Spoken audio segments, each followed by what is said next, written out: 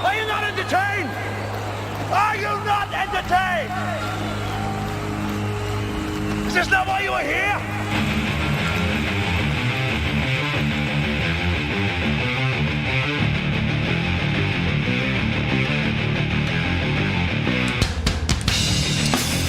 Entertainment is on the menu today. Time to lighten things up a little bit. Felt like Sunday got a little heavy. Today we're going to talk about good girls and bad girls. Good girls or bad girls that didn't get caught, right? Isn't that the 5 Seconds of Summer song? Don't ask me how I know that. Is there even such a thing as a good girl anymore? Be a million people in the chat going, no, man, no way. Coming up.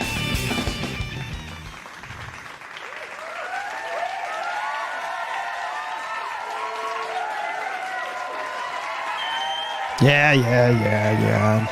Trying to butter me up. Sam Bada is moderating once again, as always. Thank you, Sam, for being in there. I saw that one. Thanks. Here, see that? The cheering is for you, Sam. They all love you, Sam. Oh, and I gotta say this. I did get this one. We're never gonna score. We're never gonna score. There you go. There's your new sound drop. I told you. Thank you. I forget the guy somebody emailed me that since like last Sunday, so I dropped it into the sound drops. I got another one that I'm working on now too. So, oh man. Okay, so I have to explain. Well, first I have to say this.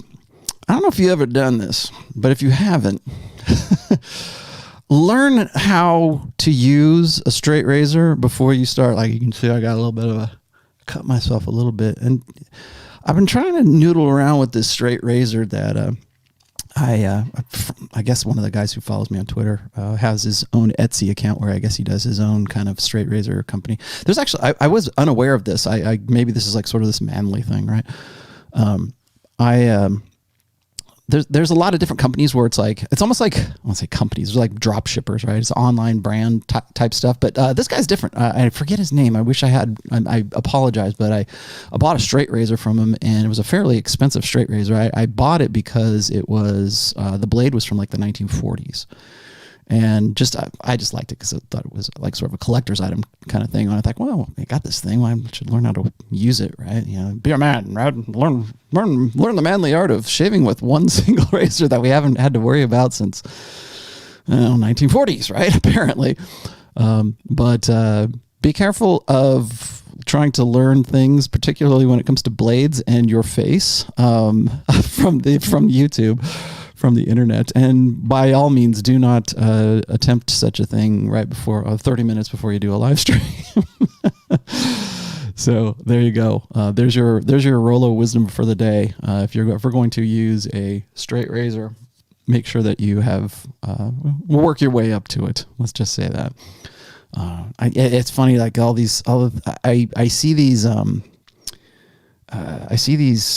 I'm going to call them, for lack of a better term, I guess you would call them haberdasheries, right? They're like online haberdasheries, which is they sell like men's stuff, you know, like shaving and you know, hair pomade or whatever you want to call it, that kind of thing.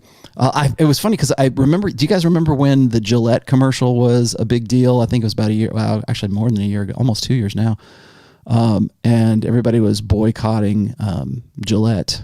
Yes, I am using this is the same camera. I've just broadened I'm using it on widescreen today, by the way. But in the wake of the Gillette commercial, everybody decided that they wanted to get into the razor game. And selling, you know, like for the longest time, I used just a single, well, not a single, I used I think it was like a double razor. I used Gillette for a while, and then I just decided not to anymore after that, which is kind of silly because Procter & Gamble owns Gillette. So if you use just pretty much any soap in your bathroom probably is Procter & Gamble.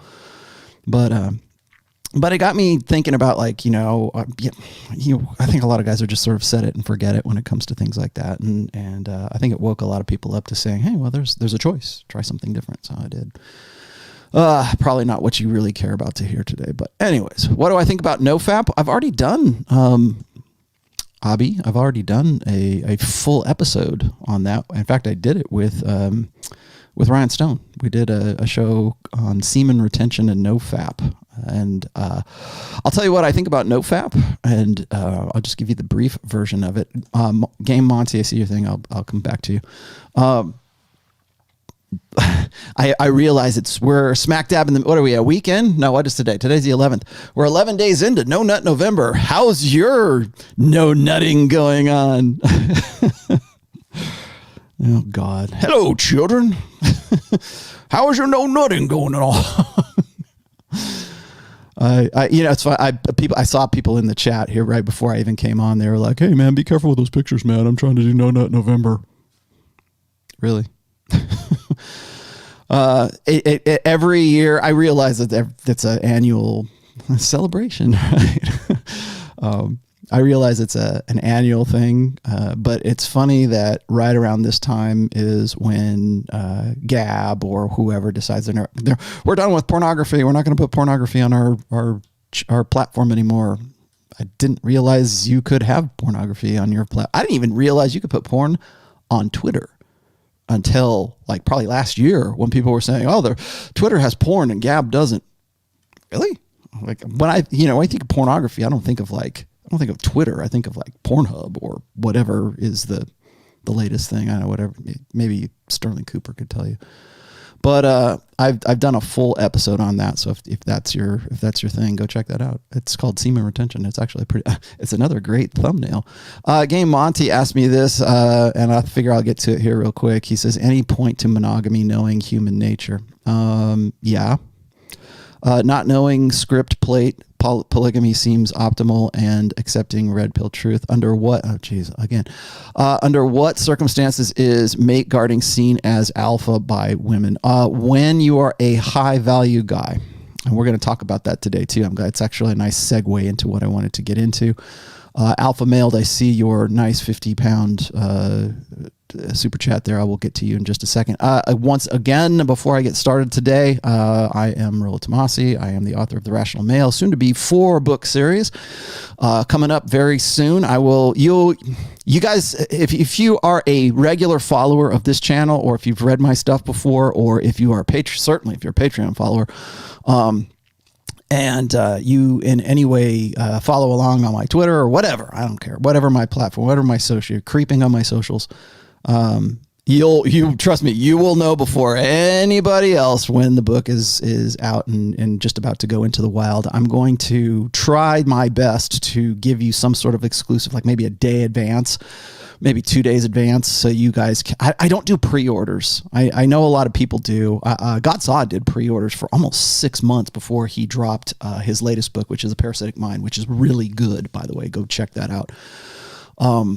But he did that. He did like I want to say a 4 month or 5 month, maybe it was 6 months, 4 or 5 month pre-sale on his book, and I was like, he's also like published by a traditional publishing house, so it's probably a little bit easier for him. Yes, I know the today's going to be another weird lighting day. You know what I'm going to do? I swear to God, right after this show, I'm going to go get blackout curtains for this room, because I am sick and tired of like having light go up and down and up and down. At some point, I'm looking into it right now. I'm considering getting a dedicated space for this podcast and for doing like live streaming, or maybe like I had one before when I was living in Gardnerville, when I was living down in Minden, which is much south from where I am right now. I had my own. If you look at some of my earliest podcasts, I had my own studio. I kind of traded that for this place right here. I'm still considering turning this into like a real dedicated space, but there might be a place in the rehearsal studio or close to the rehearsal studio that I also rent right now, that I may look into a smaller room there, because it's a dedicated space and it's soundproofed and everything else. So quality upgrades coming for the Rational Male. So if you have not picked up any of my books, you can see the right here. Where is it? Right there. that? There it is. See, like that. Go check out it's available on Amazon. It's only on Amazon right now. I will probably end up changing that at some point because I am also now in the works of doing a hardback version of book 1. Soon as book 4 is out in the wild, which should be very soon, I'm going to probably do a second edition of book 1. And I hate to give that out right now because I don't know when that will be, but I'm going to go back and edit for grammar and syntax and spelling. And I will increase the font size too. So there you go. Anyways, Game Monty asked me this: is there any point in monogamy knowing human nature? Yeah, there is. There is if you want to build a family. There is if you want to. Okay, so let me explain. This is probably a little more depth than you want me to go into. But when it comes to monogamy, remember that I've said this before, is that human beings are promiscuous. Most animals on planet Earth are naturally promiscuous. And people hate that term, right? It sounds like, ooh, promiscuous. It's just scientific. Think of it in clinical terms here, okay? They're promiscuous in the sense that, like, monogamy is not something that's innate to human beings. It's not innate to a great many species on planet Earth as well. So I think I was looking at a really good book, and you should go read this too, Monty, Game Monty. It's called Promiscuity by Dr. Tim Burkhead. Really good book, came out like in the early 2000s, and it will teach you a lot, but don't look at it in terms of like a clinical assessment. Don't look at it in terms like, oh no, I'm doomed. No, We're never gonna score. We're never gonna score. Don't think of it in those terms. Think of it in terms of like scientifically looking at things. Now, human beings are monogamous, but we're monogamous by choice. We're monogamous by behavior because it's a better way of doing it. It's in spite of ourselves. Monogamy exists in human beings in spite of what would be our innate natures.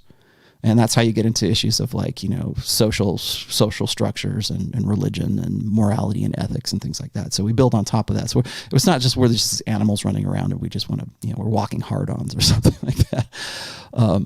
But we are monogamous in spite of ourselves, and we are monogamous by social strictures. So try to keep that in mind, because the other part of this is that if we weren't in some way interested in our own children, if we weren't in some way dedicated to the idea, like in men's perspective anyways, we're interested in our own paternity. That's the existential fear of men, is to be cuckolded, essentially.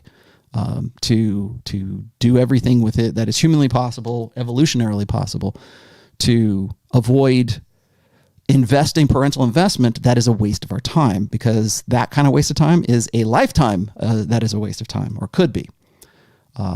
Potentially could be, because it takes a long time. It's one thing if you're like a little tit bird, or you're a sandpiper, or I forget whatever, cuckold, right? That's where you get the term. Or if you're a little bird or you're a little animal or something like that, and your lifespan is not very long, and your reproductive potential is, the baby is self-sufficient inside of like a month, then maybe that's not a big deal. But when your children take anywhere between, for human beings, right? What self-sufficiency for a human baby, I guess, would be somewhere like 9 years, wouldn't it? 5, 9, 12 years. We like to think of adulthood in human beings as being 18 years old. Self-sufficiency is not necessarily adulthood, but you can look after yourself, feed yourself, defend yourself, run away from dangers and things like that. So we used to have to be more self-sufficient in the past, but that's still 15 years, maybe 10 years. Let's just say 10. Let's round it off. 10 years. So that's 10 years of your life. Even if you could just walk away from it, that would be, and you're not going to just walk away from it. I mean, it's really a lifetime if you think about it, but you're investing a lifetime in the presumption that the child is yours. And people say, well, it's not a big deal because we're human beings and we're masters of the universe. Okay, but evolutionarily, you're still the same critter that was on the sub-Saharan. You're in the savannas of sub-Saharan Africa. So we are monogamous by choice, by behavior, by society, by social structure. And we are also tribal. And we're tribal because we have to be. It's in our best interests to be social animals. It's in our best interest as human beings to cooperate. Well, a lot of things happen within those socially cooperative groups. Your first tribe is your family. So is it any point to be monogamous? Yeah, of course. Of course there is. Because assuming that the child is yours, and assuming that, the social contract is, I will have your babies and you will only have my babies. Okay. So maybe there is, maybe there's not. It's up to you, but don't think of it in terms of gloom and doom. There you go. Now, once again, gosh, guys, today is not questions day. Today is, we actually have a point. We have a purpose to today. And you know what's going to happen? Some smart ass is going to go, You know what? Rollo didn't start talking about this subject until 16 minutes afterwards. I'm going to put it on the link. What'd you say? Hey, brother, great show last week. Oh, thank you. And what did you say? Wife 33 wanted an open relationship. Goodbye. Wanted to F other men. Claims to have missed out. Married 10 years, 2 kids. Landed my career making $180,000. Now she doesn't want anyone. She doesn't want any more. Begs me to stay. What now? Good girl, bad girl? Neither. Dump her. DTB. Dump that bitch. Dump that bitch. I got to get a sound. I'm starting to look into some new sound drops, but that would be one of them. Dump that bitch. There you go. Well, remember, if you've read book 1, or if you're familiar with my old work, my old essays, I have one called The Medium is the Message. And what is her medium telling you? What did her medium tell you? I told her that she's not here for you. She's here for what you are. And there you go. It's already proved. So I don't know. How much of an idiot do you want to be? There you go. Sorry. That's your thing. An alpha male, only because you gave me 50 pounds. There is a new monk mode theory, really, that if you avoid thinking about women and sex, you will avoid being addicted to endorphins and serotonin. Wrong. Therefore, you will be happy. It's kind of like therapy for a drug addict. What's your opinion of this? Well, you know what that sounds, alpha male, that sounds an awful lot like the timeless red pill question. If you could take a pill that would completely remove your sex drive, your libido, your desire to have sex, would you take it? And of course, black pill doomers and the more extreme end, I got to clarify this, the more extreme end of the MGTOW spectrum would say, yes, of course, then I could cure cancer, and then I would be like Oliver and Wilbur Wright and learn, we'll create the great flying machine, or I'll be Nikolai Tesla because I won't have a sex drive, and that'll allow me to focus only on my mission and my. The reason why you have those things, the reason why you have the drive for those things, is because you take that sexual energy, for lack of a better term, energy, you're redirecting that motive force, whatever you want to call it, towards something else, but that you don't remove the motive force, you just channel it to something else, channel it somewhere else. So to say, well, I'm just not going to think about sex anymore, well, let me explain something to you. Every time somebody says this, and again, this is nothing new. This is not novel. You are not reinventing the wheel here. Guys have been talking about this. Actually, guys have been talking about this before I even came on the scene. So you got to realize how old this really is. But so it's like therapy for a new, for a drug addict. Well, the cravings don't go away in this case, because your body and your mind and your endorphin, it's not just endorphins, man. It's not just serotonin. It's not just dopamine. It's testosterone. Yeah. Why don't you just remove all your testosterone? That would remove all the libido, right? Then you can have a nice hug group, right? Then you can start. I'll tell you what, at the same time, you should start a cuddle group at the same time. I don't see why doom pill guys or guys who are like, I'm never going to touch my wee-wee again. Okay, well, then why are you not starting a cuddle group? Why are you not, we still need some human contact. It's funny to me, a lot of the same guys who would talk about this kind of stuff will say, well, Keno is necessary for human health and thriving. If babies don't get touched in the NICU or the OBGYN, whatever it is, if they don't get touched, if they don't get loved and hugged and everything else, they don't thrive. Same thing for old people. You want to know how to keep your grandparents like from just like going over the edge? You got to hug them. You got to kiss them. You got to love them. It's like, it's crazy to me that I have to like actually even say this. Right, John Fitch?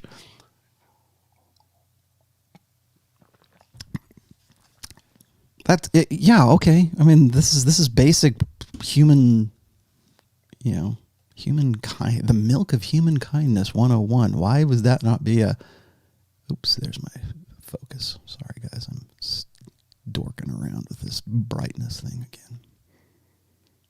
Is that better? I think that's better. So, like, why would that be even why would you even worry about that? I think what happens is I think a lot of guys don't, I think when it comes to like our libidos, when it comes to guys, I think a lot of guys like let it eat them up. It's a demon inside of me and I can't get it out. Take saltpeter, right? They used to give, you know what saltpeter is?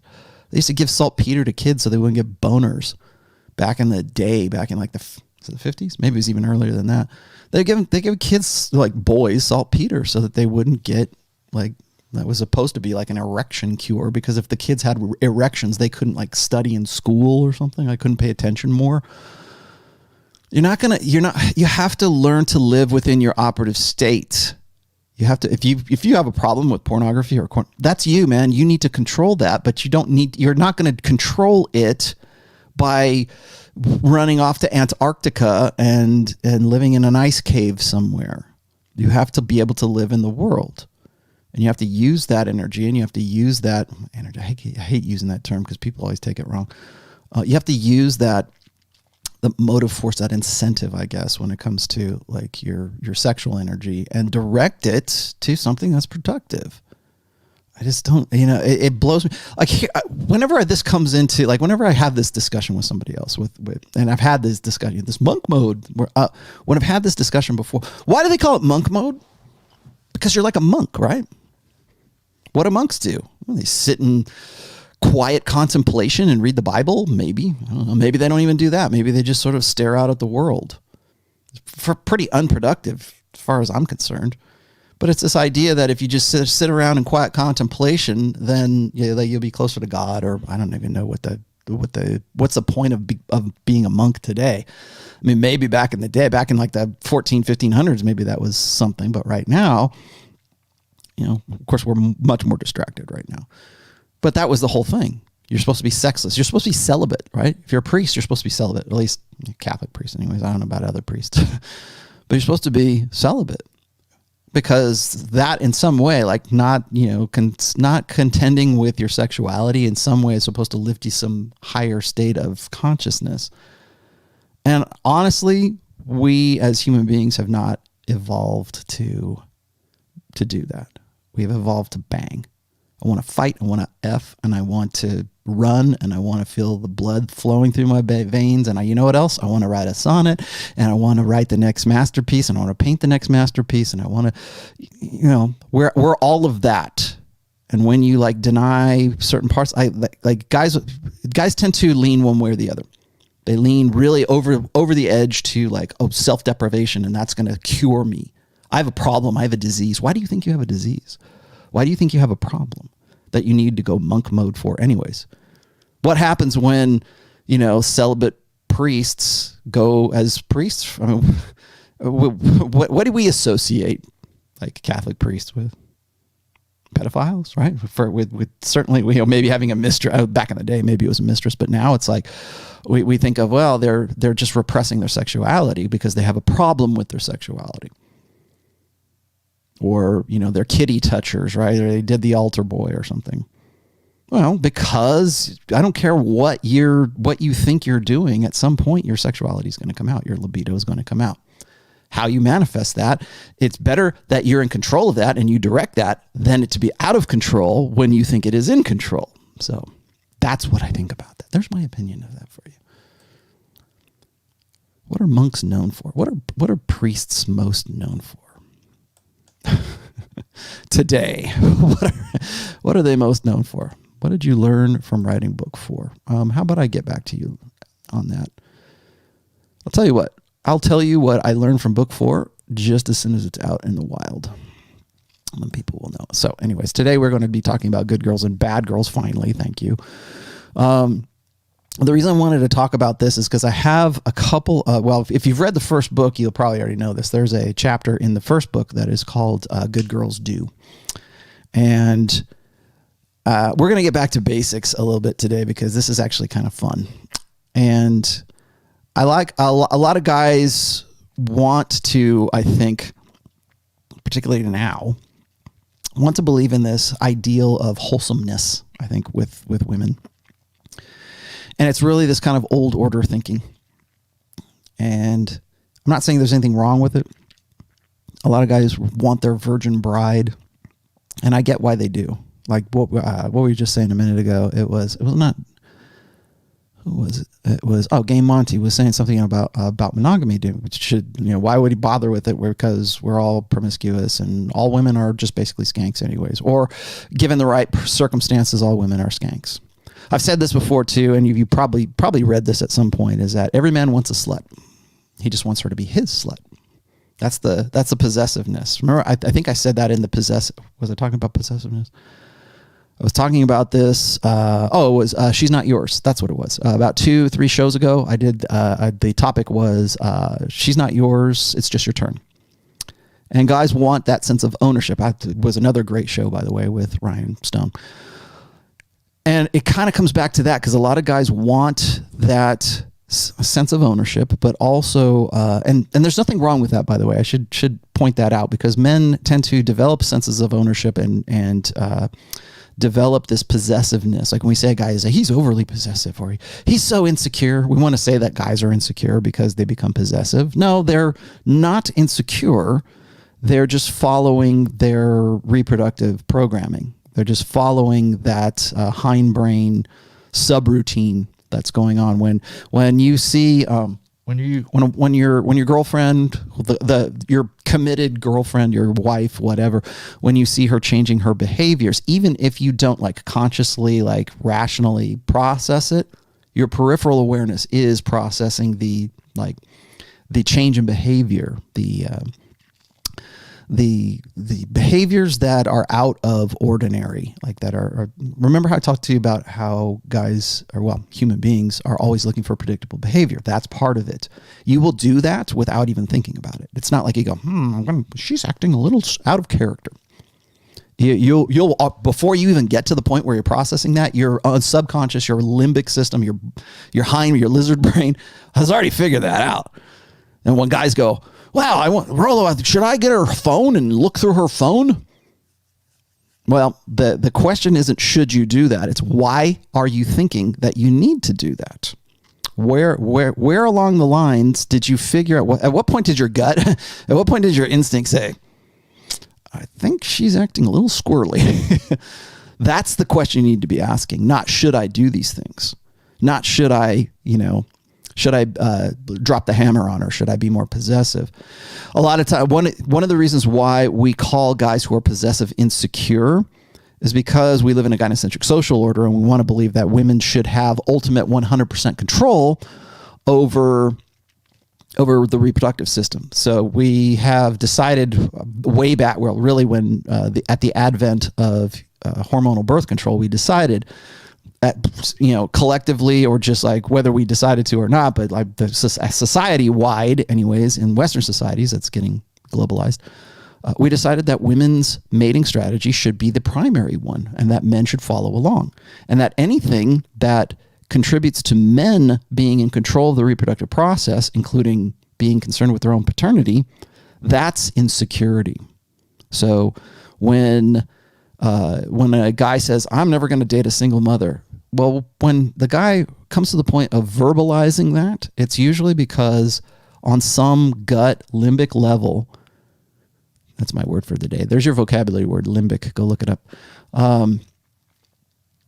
He realizes that there's something, he has a natural revulsion, a natural hesitation, let's say, to get with a woman who's already had a kid, who's already a single mother. Should I get with a single mother, Rollo? No, you shouldn't. And you know why you're asking me?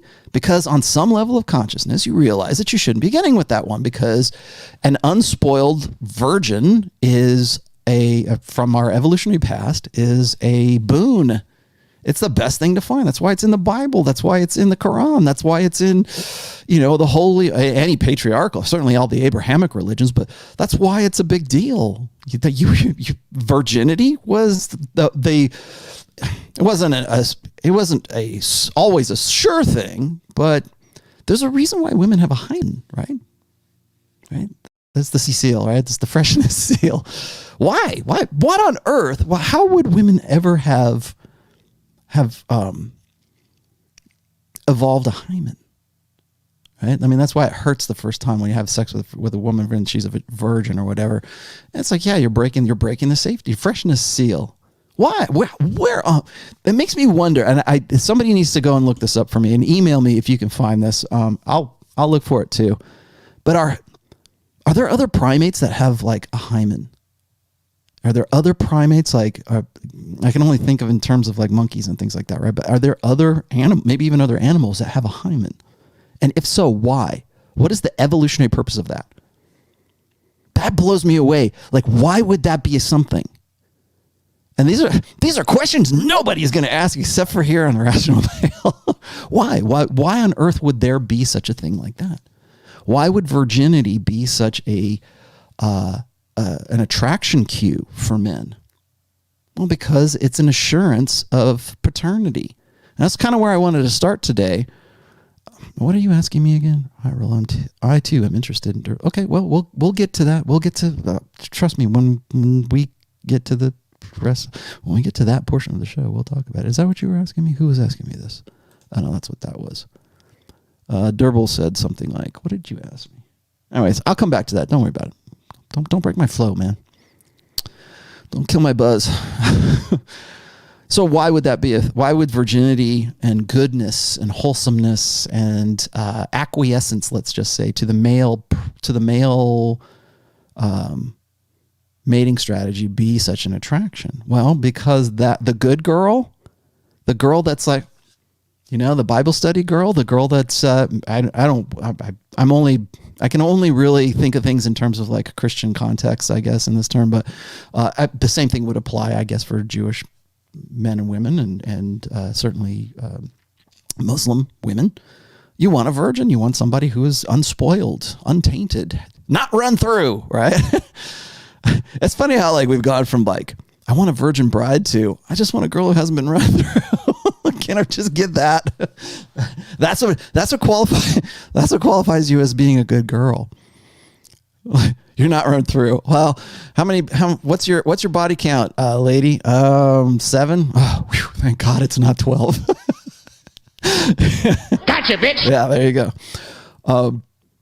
That's a new thing. Well, remember, we're talking about. We're having a discussion right now about principles, evolutionary principles, of course, but like also sociological principles, because prior to the sexual revolution, prior to the advent of hormonal birth control, it's not that there weren't abortions. It's not that there weren't like illegitimate children. Of course there were. It's not like there wasn't cuckoldry, but we live right now in an era, and I do too. Okay, I was born 1968, so it's right during, I guess, the sexual revolution. We live if you live in a Western culture or a Westernizing culture right now, your ideas about sex and your ideas about reproduction, your ideas about family formation are all colored by the changes that took place during the sexual revolution. You just don't realize it. It's just like something you take for granted. Like I was saying before, it's like, whereas prior to the sexual revolution and you got a virgin bride, or what was it? If you were a woman and you had a child out of wedlock, that was shame. You brought shame on your family. And it wasn't just a Christian thing. It was just a social thing. It was just polite. You're not supposed to do that. We're going to have to put her away. And that's what they would call it, right? They would put the woman away and she would have to go to if it was like back in like the day, if it was back in like the, I guess, 15, 16, 1700s, they would take you and put you in a convent because you had a baby out of wedlock, or you were, you're on your own. Maybe you were the mistress of somebody who actually, got with you. I don't know. But now we don't do that. It's a point of pride to be a single mother. And it's something women can do electively and often do. 42% of children in the United States are born out of wedlock. And every Mother's Day that comes around, we go, yay, yay, women. Yay, you're a superhero for doing that. And it doesn't matter whether you did it on your own. You went down to this, you froze your eggs. I forget who was talking about freezing eggs recently. Freeze your egg. Oh, it was Andrea Ocasio-Cortez. That's who it was. Oh yeah, we need to freeze our eggs. That should be a human right. Like that's the next step, right? We need on-demand abortion, and we need to be able to freeze our eggs. Why? What's the latent function of that? To extend women's viable reproductive years. That's what it is. Because biologically speaking, women have a perishable sexuality. It declines. You can't carry a child to term as well as you could like when you're 23 versus when you're 33 or 43 and God knows 53. But we would like to convince people, people in general, but women, of course, in specific, that they can freeze their eggs and, it's okay. If I can't find Mr. Right by the time I'm 43, then I'm going to get my own eggs put back in me and I'm going to have artificial insemination because I'm a worldly woman of the world and I've got a great career and I focused on my career. No, you didn't. You just didn't find the right guy because you thought you had more time. And you know what? In a gynocentric social order, people are going to make a lot of money off of you thinking that you have more time. It's a commercial enterprise right now. But back in the day, a virgin was a highly prized, cherished thing. Like, gosh, that's why you wanted a virgin bride. I mean, hell, that was the. I'm going to butcher this. I'm sorry, but like in the Bible, it was it something like the bride of Christ, right? The bride of Christ was unblemished and pure as the driven snow, or that's why you're supposed to wear white when you're married, right? Because you're virginic and you're unspoiled. You don't wear, God forbid, you wear green, right? Back in the Renaissance, that meant you were a skank.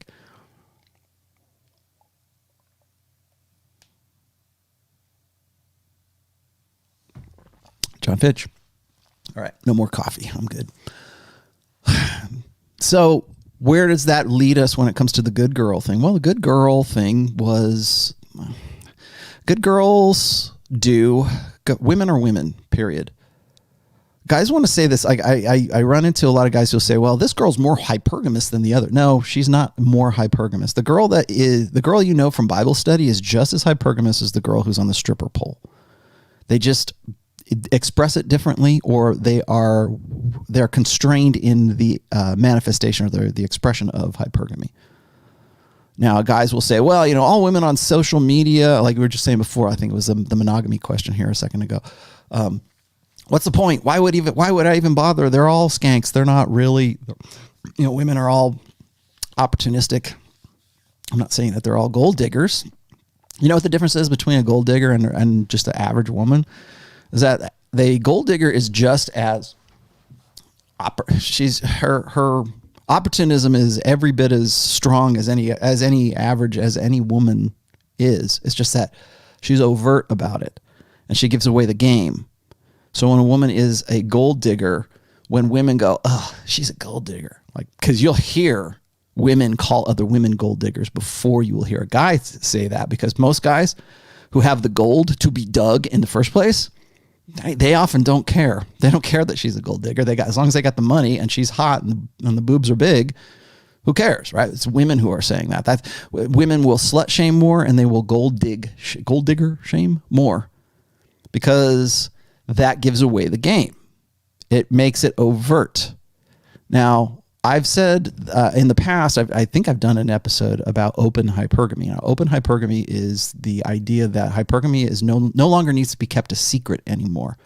It's a point of pride. Another point of pride for women is to be open and above board with their sexual strategy. I'm going to have my cake and eat it too, and chocolate sprinkles on it, and you're going to do whatever I tell you to do. And gold digging is kind of part of that open hypergamy as well. So when women, to say a woman is a gold digger today is just kind of like, yeah, because all you got to do is go on OnlyFans and you could say she's a gold digger of a lot of guys, like all of her simps. She's the gold digger of all of you simps who are willing to go and send her, or pay pigs, whatever you call them. You're that girl. She's just more overt about it than the good girl, than the girl who's just like, oh, I'm not like that. I'm just looking for a guy with a nice, sweet heart. I wanted to ask this. This was my first question that's on my list of questions to ask today. Do you think, now this is, if you're playing the home game, do you think that the ideal of the gold digger, or not gold, the ideal of the good girl is still valid today? Like, do women actually try to play the good girl? I think so, but I think it's motivated by something else now.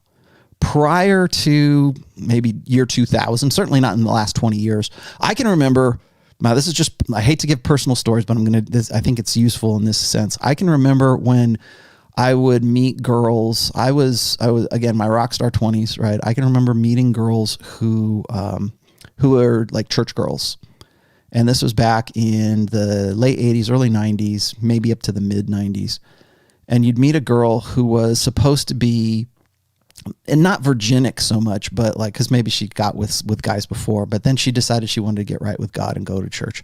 And she's not necessarily in her epiphany phase so much as it is like she's trying to hedge her bets.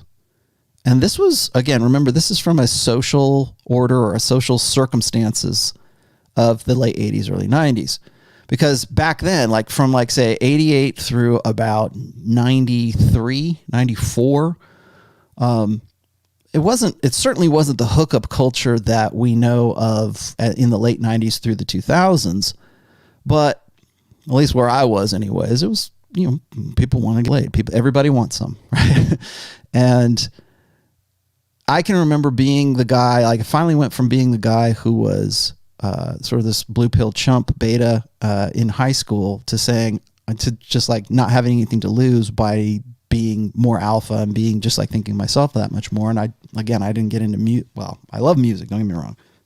I'm an artiste, but let's just be honest. No guy straps on a guitar because he wants to save Tibet. That's Gene Simmons, by the way. Nobody does that. They strap on a guitar because they want to get laid. And I did. And it sure as hell wasn't for the money. Okay. Because there was no money to be had back then, but there was a lot of pussy to be had back then. And so when you got into that kind of circle, or that was your motivation to do things, and it's not necessarily, you don't have to do it in music. It can be other realms as well. But there were girls at that time who were, there's the stereotypical kind of club girls that were easy to get with. And then there was the girls that you might have known from like college or university, if you're somewhere else. They're the girls in your social circle. Because remember, the internet didn't exist back then, or certainly not in the form that it does. Certainly social media didn't exist then.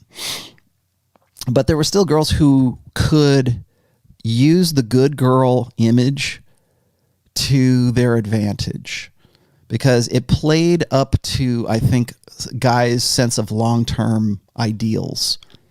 And again, I hate to keep using this because it's not just a religious thing, but mostly religious girls did this. Like, I'm a good girl. I don't do things like that.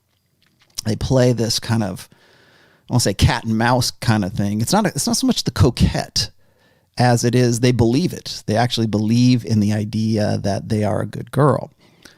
And what happens, of course, and I'm sure everybody in the chat or everybody in the commentary is going to say this as well, is like, yeah, they're good girls until you get them into bed, right? They're good girls until they meet the hot guy in the foam cannon party in Cancun on spring break. And yes, that's true. I've said this also as well. I think one of the reasons why women get rubbed the wrong way by Iron Rule of Tomassi number 3, which states this: any woman that makes you wait for sex, the sex is never worth the wait. Or by her actions implies that she's making you wait for sex, because there's something that's mitigating that. And the reason why that pisses off women so much is because it explains and it describes their mating strategies. So again, and one last thing I sort of have to tag on to the rest of this is that the manosphere red pill maxim that says women will break rules for alphas and they will make more rules for betas. So when a woman is playing the good girl role with you, she's making rules for you. But if you're the guy that she wants to break rules for, then what it is it puts the onus of her corruption on you, not on her. It puts it on you. So if you're the rock star drummer bad boy, why did I say drummer? If you're the rock star guy and you're the bad boy, and she utters these words, I don't usually do this with guys. I've never done this before. I don't usually do this. What that is, it's not so much a filibuster. It is putting the onus of what she really already wants to do back on you. Now, you can say, well, she's got something wrong with her. She's got daddy issues. She's sweet and wholesome and I'm corrupting her. And a lot of guys want to believe that too, to this day. You want to talk about old order thinking? Most guys, when they get with their girl in the epiphany phase and they finally got this girl and maybe she's been run through, maybe she's not, maybe she's playing the good girl right now. If she's not as sexual with them, they don't blame it on the girl. They blame it on the guys that she was with before because they buy into exactly that same good girl dynamic. Their perfect little pristine good girl who was going to be their virgin bride was corrupted by some evil player, game practitioner, PUA, whatever you want to whatever boogeyman you want to apply to it. Guys love that because it excuses their girlfriend or their wife, their soon to be wife, their would be virgin bride. It excuses them of what they really wanted to do anyways, which was break rules for an alpha male. He has to jump through hoops, and the guys that she was with before, she willingly jumped into bed with them and did crazy monkey sex things with them that she would never do with you. Or, again, I'm just going to use this example. Please don't take this the wrong way, but like when I see, and I've seen more than one example of this, when I see women who are in the porn industry and they decide to find Jesus all of a sudden, and you will see youth pastors, you'll see guys who are their age fall all over themselves to get with the former porn star who is now, a porn star for Jesus. And it wants to be involved. You guys probably remember this. I did the interview of, I can't remember his name off the top of my head. The guy whose wife was a Christian pastor, Baptist pastor. The woman, the girl, ended up I don't say she's a pastor. She was like a women's ministry speaker at the very least, right? And now she decided she wanted to get back into porn. It's sort of like a reverse of that. I would say at some point she's probably going to see the error of her ways and want to sort of come to Jesus again. She'll probably go through another epiphany phase and have a lot of regrets. Maybe. I don't know. Maybe not. Maybe she'll be just rewarded for her sexuality indefinitely, or at least to the point where she'll be irrelevant and nobody will care. You won't even hear her story because they'll have moved on to the next story. But when I see a porn star, I'm not saying Mia Khalifa, sorry, not that. Well, although that might be a good example, but like I've seen read stories of women who were former porn stars who then got with like the Christian youth pastor or whatever, and decided to turn over a new leaf and get right with God and yada yada yada yada. And so now they've gone sort of from the bad girl to being the good girl. Now remember, that's interchangeable. That's why I titled this "Good Girls, Bad Girls." I didn't say, "Oh, good girls and bad good girls are this," and no, it's good girls and bad girls because there's that sort of balance. Like I said before, like men want a slut, they just want her to be his slut. That's why those guys. That's why good Christian men, young men, line up around the block to get with the former porn star, because she, on some level of consciousness, she represents a kind of sexuality or access to a sexuality that they can only get in that's wrong, right? It's wrong to jerk off to porn. It's wrong to even look at the cover of Sports Illustrated swimsuit issues. I know it means something different now, but I can remember back in the day where like evangelical guys were like, well, I wish they didn't have that issue because then I wouldn't have to look at it when I'm in, the grocery store or whatever. There is that promise of some kind of good sexuality, I guess, underneath the good wholesomeness. So it's almost like the wholesomeness or the good girlness validates the sex that they think that they're going to get, or they're hoping that exists. And a lot of guys end up finding out that they're just simply beta, and her own hindbrain has to make compromises to get with that guy and feel good about getting with that guy. But it doesn't mean she's going to have anal sex with him in 3 ways and, having sex off the chandeliers or something like that. And the guy's like, okay, well, I guess, at least she's hot, for now. And so when it comes to the good girl thing, there's always the epiphany. It becomes an epiphany phase tactic, let's just say. I think I threw this in there as well as like red pill women like making up for their own indiscretions. That's what I was talking about. If you look at the description today, I think it was like the second to last bullet point, I said, red pill women making up for past indiscretions. So when they go from being bad girl to being good girl, there's a motivation. There's an underlying motivation for that. Why are they not just simply bad girls their whole life? Well, because it's interchangeable. It's easier to sell themselves as something else. If you look at women like, just this morning, I think Rich was retweeting a Tinder profile of some girl who's pregnant and still wants to get with a guy. It's like, I guess she's unattached, but she's pregnant. And she used the term, I am not a broken toy. No, but you're a very bad bet for paternal assurances. So it's not so much like nobody, you can use like little catchphrases and cutesy things like broken toy, but you're not a broken toy. You're just a bad bet for any kind of future paternal investment with any guy. It's not that guys hate you because you're a single mother. There's just a natural innate revulsion to getting with a woman who has already proven that she's had sex with another guy and has carrying his child and wants you to invest your resources and time and effort and, like I said, investment, emotional, physical, financial in a child that's not yours. We're programmed to be, that's in our best interests. That's in men's genetic best interests. Because if we do that and we don't have any kids, we're a dead end. And on some level, our lizard brains realize that. So And so what do women do? Well, they've got to find a way to, value added. They have to find a way to add more value. Well, how do I do that? Well, you can be the good girl. I've said this, I shouldn't say, I've asked this question before. And the question is what do women bring to the table besides their cooter? Besides their sexuality.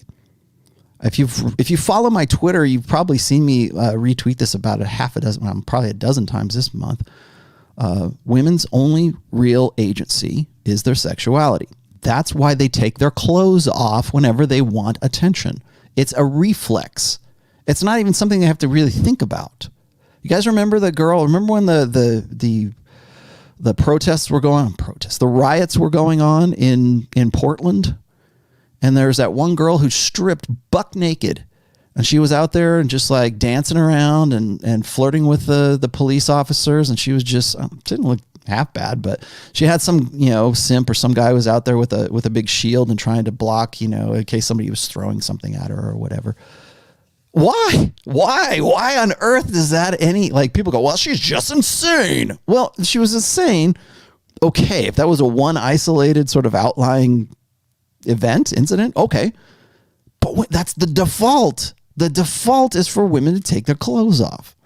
There's 2 statues. I think I mentioned this before. Actually, I was going to feature this as a thumbnail, but the image of Medusa, right? Remember that the statue of Medusa with carrying the severed head of Perseus, and it's set it's already in place. It's been set across from the courthouse where Harvey Weinstein was convicted of all his crimes.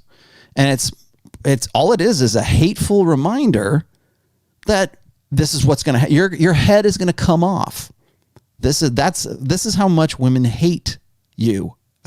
Hate that, hate men in general, really, but hate that. That's a manifestation that and maybe the guy because it was a man who sculpted it, maybe that wasn't his intention, but that's the iconography. That's the symbolic effigy, let's just say, of that hatred, of that fear. It's an existential fear for women. is to have sexuality or have reproduction taken from them.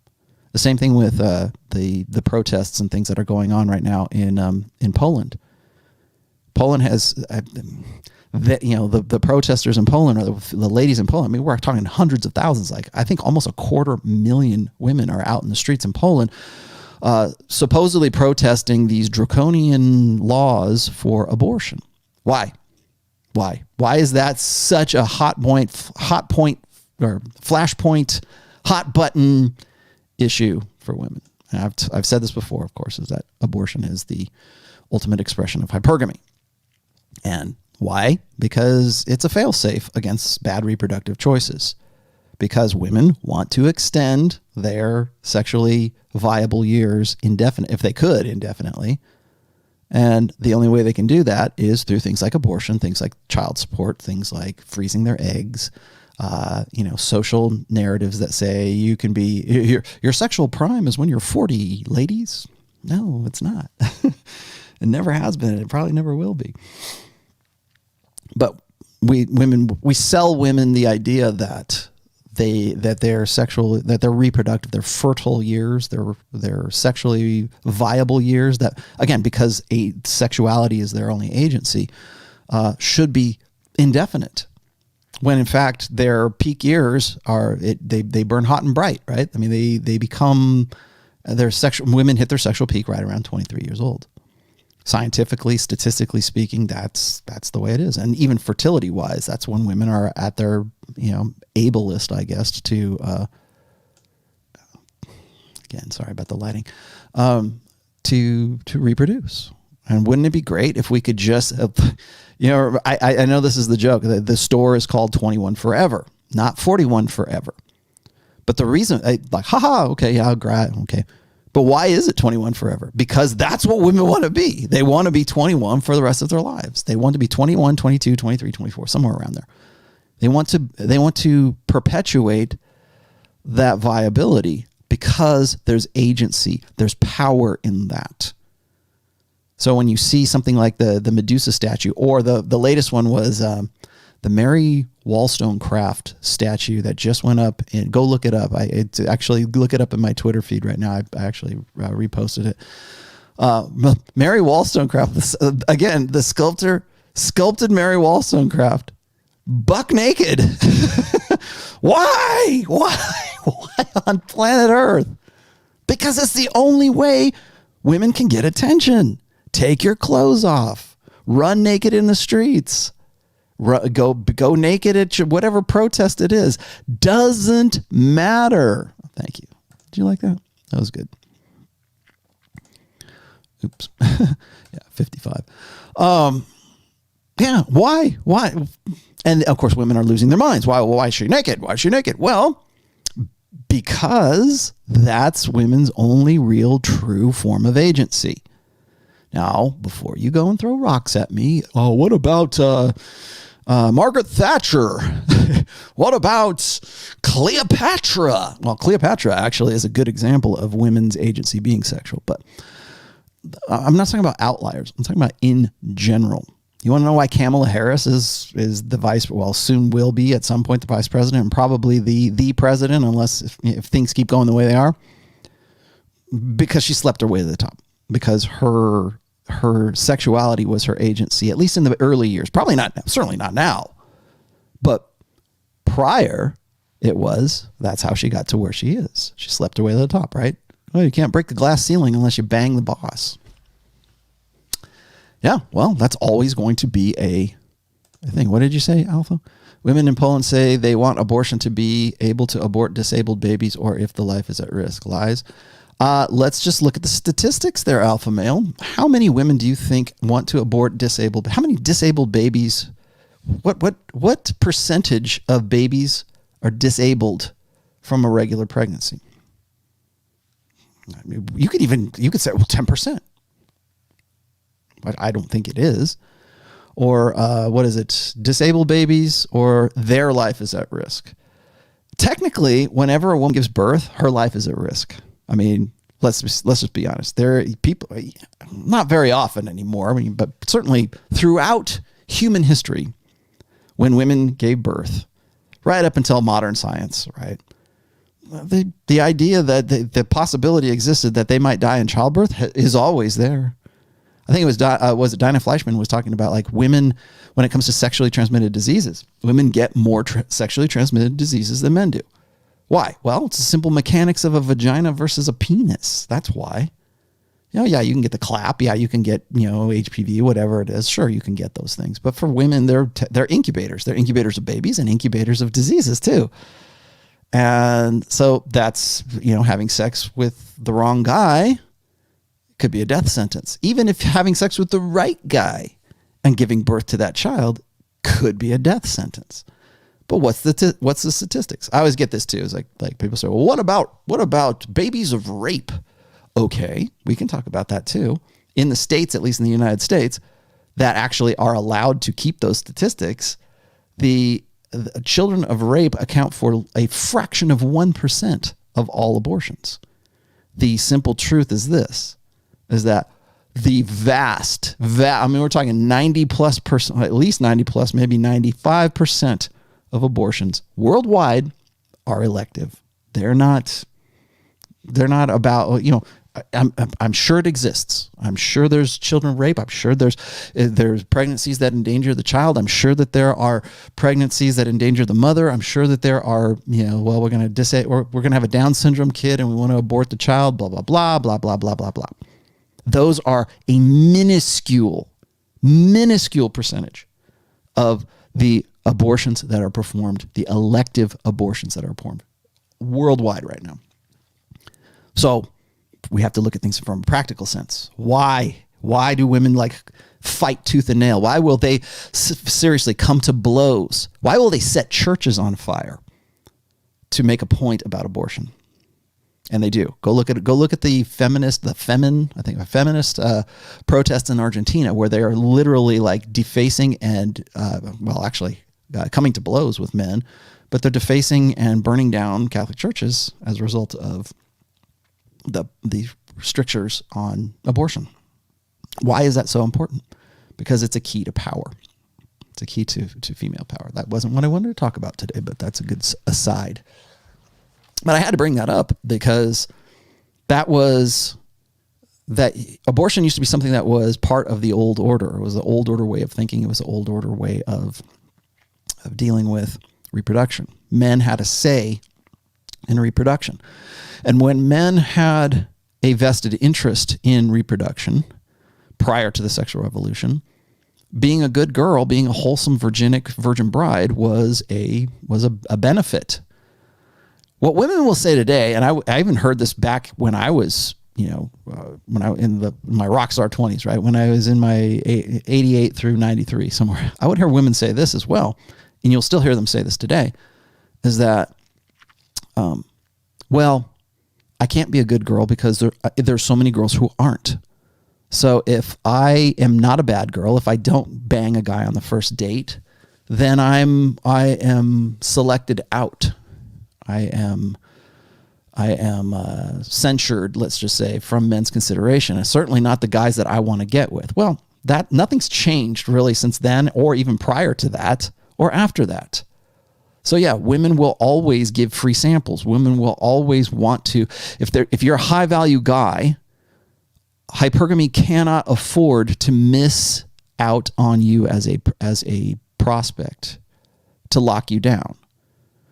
I think I've mentioned this before, is that when I was talking about how hypergamy is not a straitjacket, one of the things I don't know if I went into too much detail about this, but hypergamy is not a straitjacket also in a biological sense, not just a social sense as well. Because whenever I say that hypergamy is not a straitjacket, it's usually because I'm talking about variables.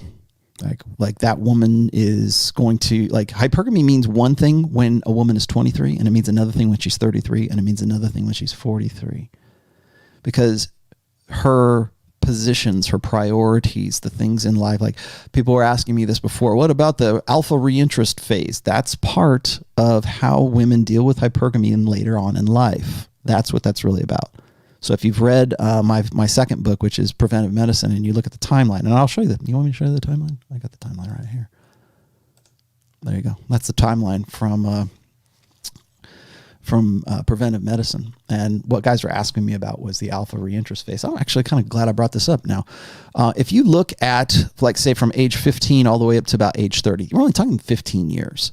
A lot changes for women when it comes to, like, young women and teenage girls, and then also up to, you know, women who are about 30 years old. A lot changes in their priority, and they're prioritizing hypergamy, like what works for them and what doesn't.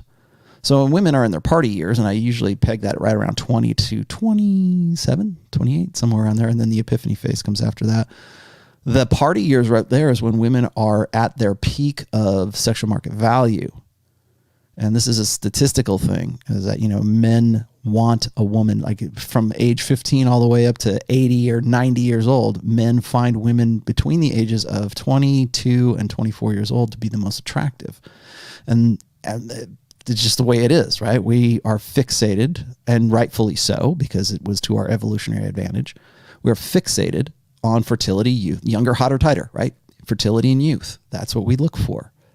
And right now, under the present social circumstances, that usually happens right around 23 years old. Good.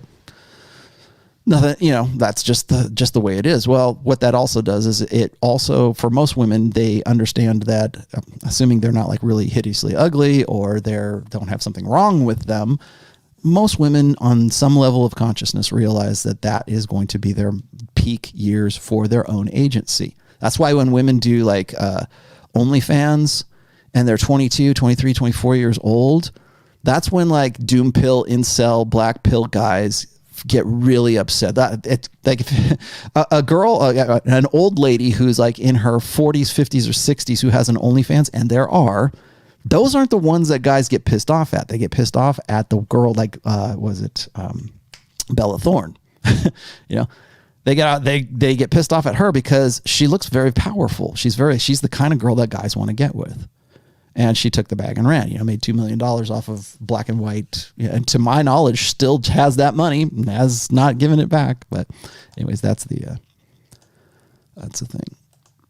What else did you got here? Pat Camel's brain. Thanks, brother. Yeah, you're banned now. All right. Let's see. What else do we have here? Okay. All right. Caught up. So I wanted to also explain a few things with respect to like how women see the good girl versus the bad girl, because the good girl archetype has been around for a while. Like it's the Susie cream cheese, you know, perfect. I think right now most women, when they rely on the good girl look, or they're appealing to that good girl, I guess, character, archetype, whatever you want to theme, they tend to already be in the epiphany phase. They tend to already be like when I look at quote unquote red pill women, and we're going to look at one here in just a second. When I look at them, I see the good girl archetype in women who are left with nothing else. And Ryan Stone knows this as well as I do, like particularly in the married red pill subreddit on Reddit. There is this tendency to want to be what we call the sun hat goddesses, right? The sun hat girls, the girls who maybe they're single mothers, maybe they're divorcees. Certainly the demographic that a guy like Matthew Hussey tries to appeal to, as they're not necessarily bad girls, but they would like to be considered good girls. They would like to be considered good prospects for a future engagement or a future marriage or future family. And one of the reasons why a lot of women are drawn to the red pill and the manosphere is because they see guys who know the gig. They see guys who are trying to be better. They see guys who are concerned with their own, like becoming the best versions of themselves. And that's appealing to women who don't have they don't have the same arousal value that they used to. They don't have the same attraction value. And so what women will do is, particularly after like post-wall women, or women who are like after a post-epiphany phase women who have not consolidated on a guy, this is when you will hear women talk about how they're a good prospect, and men are just so infantile. They'll try to shame you, really. They'll try to shame you for not being attracted to the good girl archetype. They'll say, well, if you were, those are girls you're with. You want a woman. No, I don't. I want to get with the woman, with the girl with the big tits and the blue eyes, the one that I couldn't get when I was 23. But now that I'm 33, they're suddenly interested in me now because I've got more going for me, and I'm sort of slowly approaching my own peak market value at 36 years old. Women see that, and I think on some level of consciousness, women understand that. And so when a woman is older, a woman who's 33 years old, and she sees a guy who's like 34, 35, and he's only interested in women who are like 23.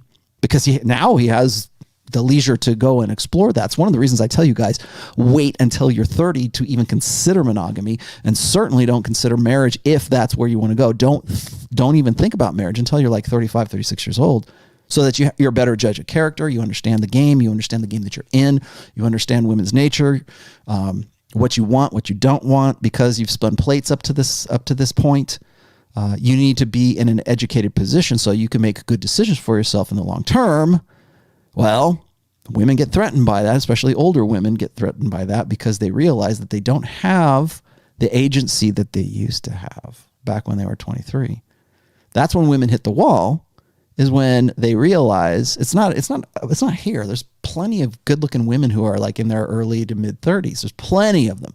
But the wall is right here. The wall says, you can't compete with a girl who is 20. You can't compete with yourself who was 23. You can't compete with those girls, because all the guys that you want to get with and consolidate and start a family, finally want to start a family with, because you've been waiting all this time, those guys, they don't want you. They want the girl who's 23 years old. They want the younger, hotter, tighter.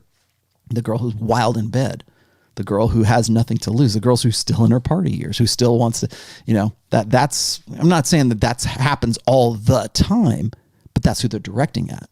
And maybe they don't get the 23-year-old. Maybe they get the 27-year-old. Maybe get the 28-year-old, but they don't want you. They don't want the 34-year-old or 35-year-old. So what women have to do is two things. They either shame men for that choice, which is what most of them fall back on, because that's the easy way to do it.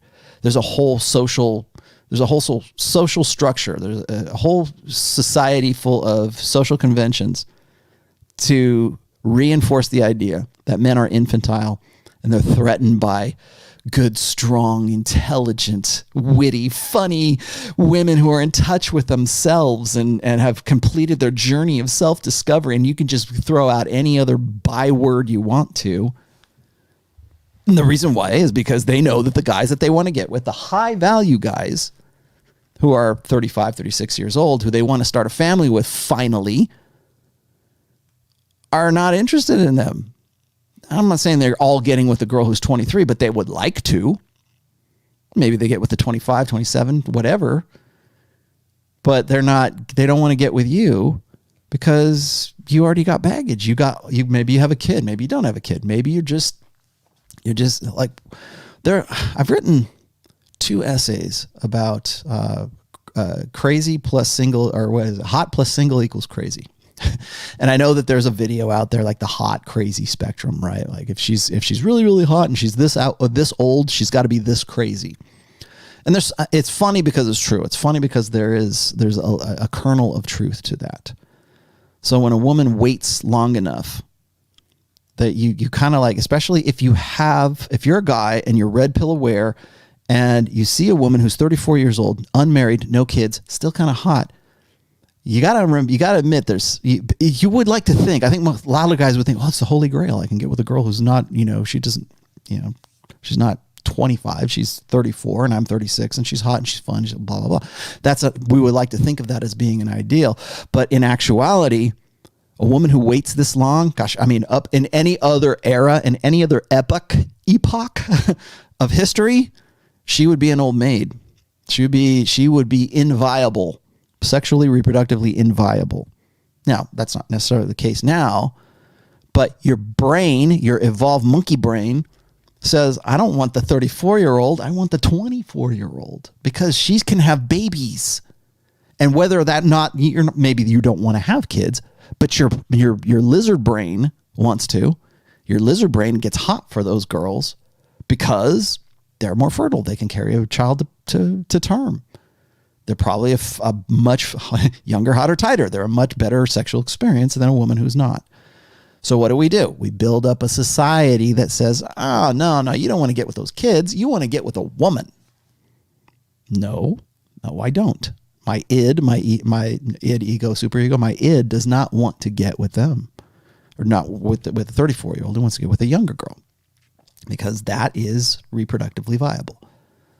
Now you gotta come up with like rationales as to why you should or you shouldn't do what you do. You can make it an ethical issue, and that's what most women do. But that's part of it. There's the social structures, that's part of it. And the other thing is that what women will do is they'll say, well, I bring more to the table. Okay, what is that? Being opinionated, being more feminine.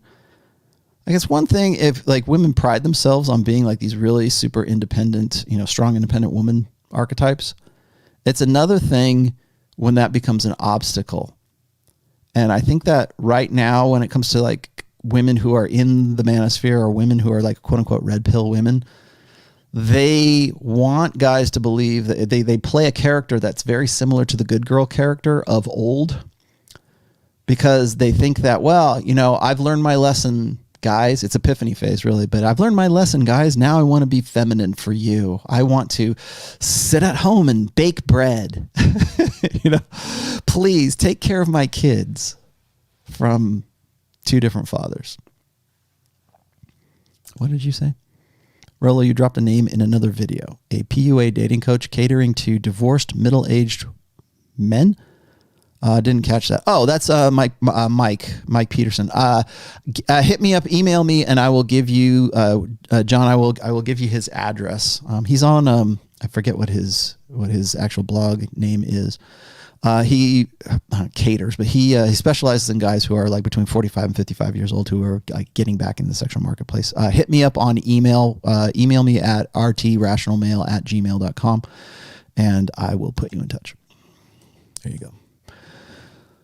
So I want to read something to you guys. This was actually a post I did back in 2016. And it was in response. Oops, no, it's a Chrome tab. There we go. And you will notice the title is very similar to today's topic, which is good girls and bad girls.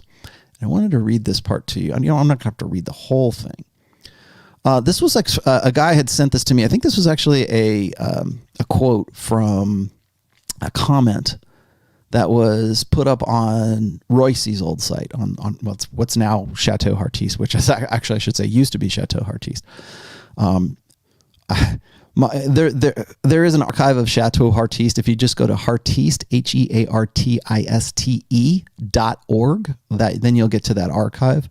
If you want to see any of this kind of stuff, it did get archived, so that's the good news. I like to think of my blog sometimes, at least the old essays, as kind of like an archive of like a best of when it comes to Royce. But anyways, so here's the deal. This was from, this is not from Cumulum Strong. It's from a guy who, I guess he went by the name Anonymous Bosch on Heartiste's blog. Okay. And I wrote this back in 2016. So this comment was really probably from 2015. So he says this, he says, all I'm getting is is that every woman has an almost psychopathic longing to destroy any perception of being the good girl. It's the most common complaint you'll hear from women. It's so hard to be good. Now, he's getting at the point that I was just talking about a minute ago, which was that women feel like they can't compete with, if they're good girls, then they can't compete with bad girls, because the bad girl is already going to be willing to have sex, and that's going to be a reward for a guy. And that's how women lock down men, is by having sex with, giving them the free samples, what Tom Likas used to call the loss leader, to get you in the door. It's a free samples to get you in the door. Okay. Women long to indulge their emotions enough to risk being swept away by them. And it's this self-indulgence that makes them at risk of being self-destructive. They reach a point where they just want to tear everything down, including the good girl, and most commonly their beauty. An example is girls hacking off their hair when they have a breakup. I don't know that, do women actually do that right now? Maybe I don't know that they still do something like that. I think most women hack their hair off once they get married, once there's no point in them trying to play the game anymore. I got the guy, I got the babies. I don't have to be hot anymore. I don't have to give blowjobs anymore. I don't have to do this. I don't have to do that. I'm me, and that's it. He's stuck, and this is what I'm going to do. But you could make this. You could make this this observation. I'm sure you guys have seen. Let me come back to you guys. I'm sure you guys have seen the before and after pictures, like before feminism and after feminism. And before feminism, she looks like she just got done at church camp and she's 17, 18, 19 years old. She goes to college and 3 years in college. And now suddenly she's shaved her head. She's gone all goth. She's, looks like Robert Smith from The Cure or whatever. And she has this whole different outlook, and people, of course, and there's actually, I think there's blogs where there's certainly maybe there's a Tumblr for before and after shots of how girls used to look and how they look after college or after feminism, like before and after feminism. And they're funny because it's true. And there's enough of them. And remember, you could only do this in the internet age, in the digital photography age. Back before, year 2000, you weren't going to see the before and after shots. You had to know somebody. You had to know a girl who was like that. And you would say, oh, well, she's just going through a phase. Well, they all do. So that's more than just a phase. It is something that is common to that kind of mentality or whatever that woman's going through. And so you saw the before picture and she's just she's the good girl. And then afterwards, 3 years, 4 years in college, she's dyed her hair fuchsia and she's writing slut across her naked breasts to go march in the streets. So what happened? Why did she go from good, wholesome girl to feminist skank? Why is that? Why? And proudly so. What happened along the way? Well, women will say, well, I was enlightened, or I was just thinking about this, or I did something different, or I finally realized I woke up. You didn't wake up. You're trying a different strategy. You're trying a different tactic. When the good girl grift doesn't work, the bad girl grift is right there. And it's more acceptable today to be the bad girl than it is to be the good girl. That's why I think you don't see the good girl archetype that much anymore. I would be very surprised if that was a thing. Like when I talk to Myron Gaines, or I talk to Troy Francis, or Troy did I'm bringing up Troy. Troy did a really good live stream this morning, and I forget the show that he did, but I think it was something like The Bachelor or something like that. It's like a dating show. Maybe it's in the UK. I don't know. They're British. What do you expect? But it's like three guys, and his show was based on looks versus game kind of thing. And I don't think it's really a fair assessment because those shows are scripted. So let's just, I full disclosure, I 100% understand that. I get it. But even even scripted shows still have to follow kind of some degree of believability. And it was three guys, and they, there's the guy who sort of had some game. There's the guy who's kind of like the comic book dork. Then there's the guy that, but they're all vying, they're all competing for this girl who, in my estimate, was a good girl. She seemed like she wanted to be a good girl. When she was with the guy who was more, I won't say alpha, but the guy who had some game, that guy, she didn't go with any of them, by the way, but that guy, she changed her attitude. She changed her character for him and she looked different. She acted different. She behaved different with the other two guys who were just kind of more like beta. And then there's the guy who's, I won't say he's alpha, but compared to the other guys, he was alpha and he had game. But she wore different clothes with the guy who I would ostensibly say has game than she did with the guys who were just sort of like the comic book dorks, right? The guys who are just, they're guys. They're just, stylistically rudderless. And she's wearing red mini skirt with them and looking all flirty and everything, and drinking Cosmos. They're both drinking Cosmos, and so I'm looking at this and I'm going, why did she change characters with this guy and she didn't with the other one? Well, because there's an expectation, I think, and that's something that I think it's lost in the mix when it comes to good girl versus bad girl.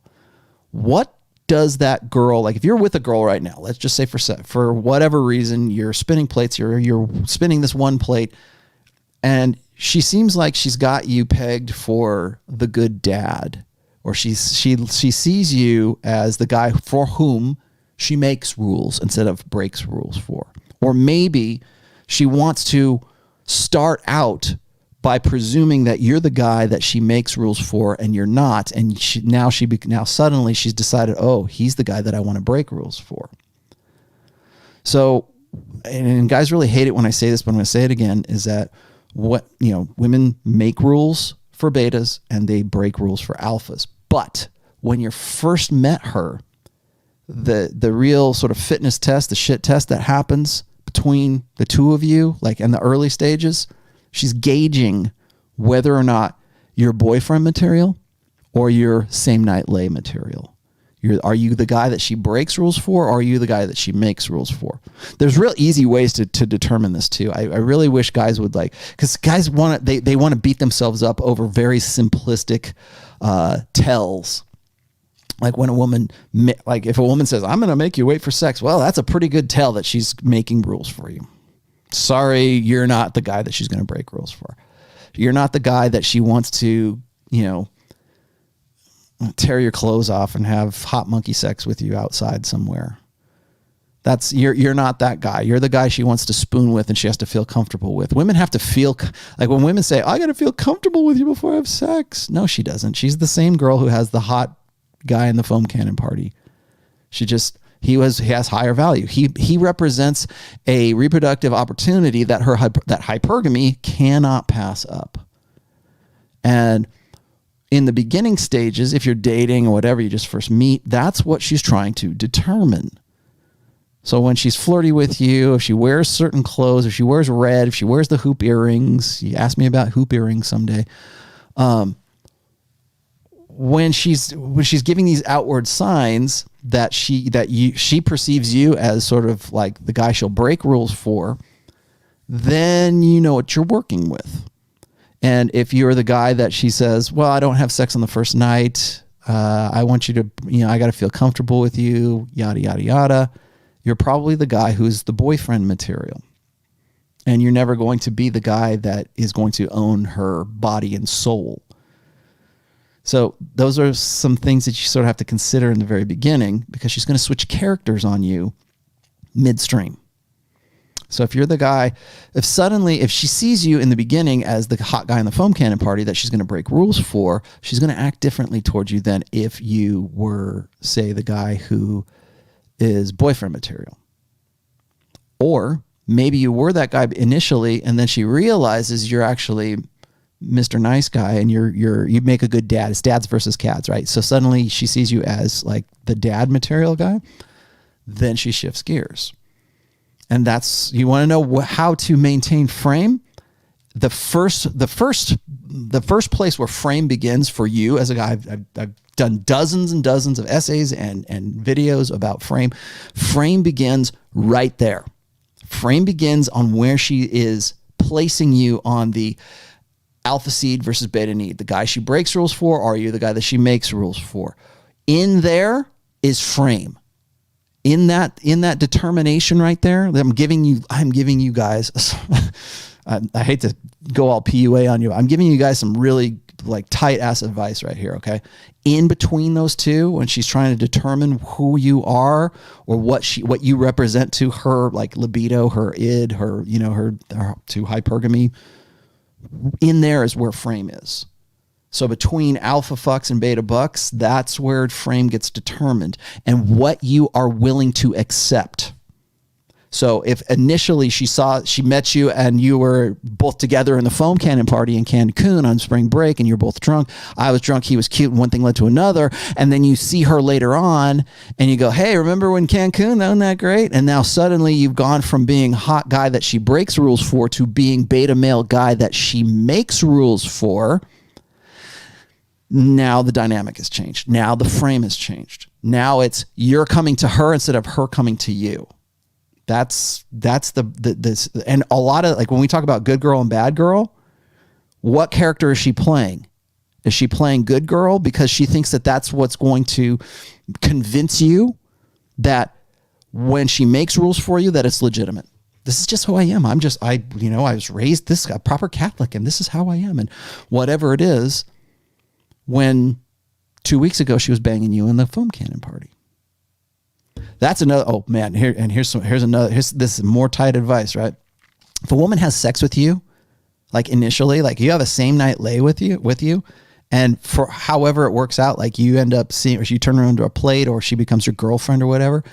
If you had like really hot monkey sex with her before, and then you go from being that kind of sexuality to, I need to spoon with you on the couch before we have sex again. I just don't know if I could trust you. The frame has stopped. Frame is hangs in the balance of those two things. So when a woman has had sex with you and then she goes to not having sex with you, that shows you there's been a paradigm shift there. And at that point, that's when you go, nope, I'm out. Bye. That's why you have other options. That's why you maintain a roster. So you can go, I'm out. Thanks. I see where this is going. Thanks, but no thanks. Because when you lose that frame, I'm not saying you can't get it back. You can get frame back. But most of the time, the effort you would spend in trying to get that frame back is never worth the time. It's it's time better spent developing new options. Iron rule number 7. Never root through the garbage once you've taken it out to the curb. Don't try to rekindle an old relationship. And that's by order of degrees. I'm not even saying like you had a girlfriend and now you broke up and now she's gone and you want her back.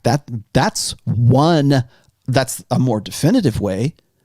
But when you're in the dating situation, you might have been with her for 1 or 2 months and you're already taking her to the curb.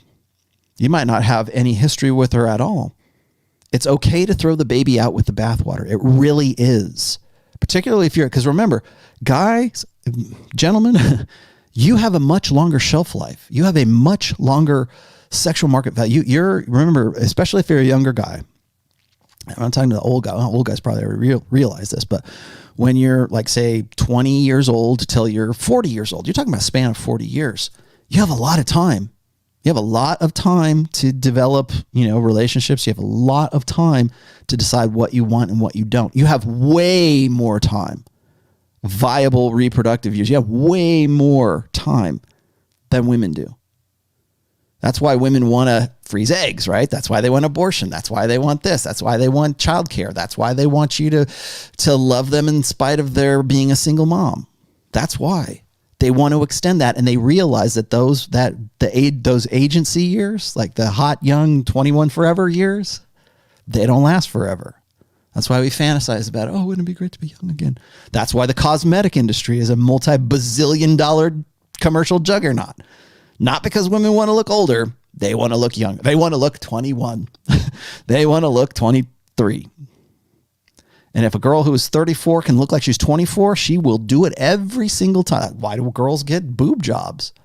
Why do they pay inordinate amounts of money to get boob jobs? Why do they pay inordinate amounts of money for Botox? God, I hate that too. What is it about big lips? What? Ladies, explain this to me. What is it about balloon lips that you think you look like a Bratz doll? What? Why? Well, a little bit of big is good. Well, then a lot of big must be better. No, it's not. Stop it. Stop the goddamn balloon lips. You look like a Bratz doll. If you look like a Bratz doll, you did something wrong. I don't know. Maybe it's just me.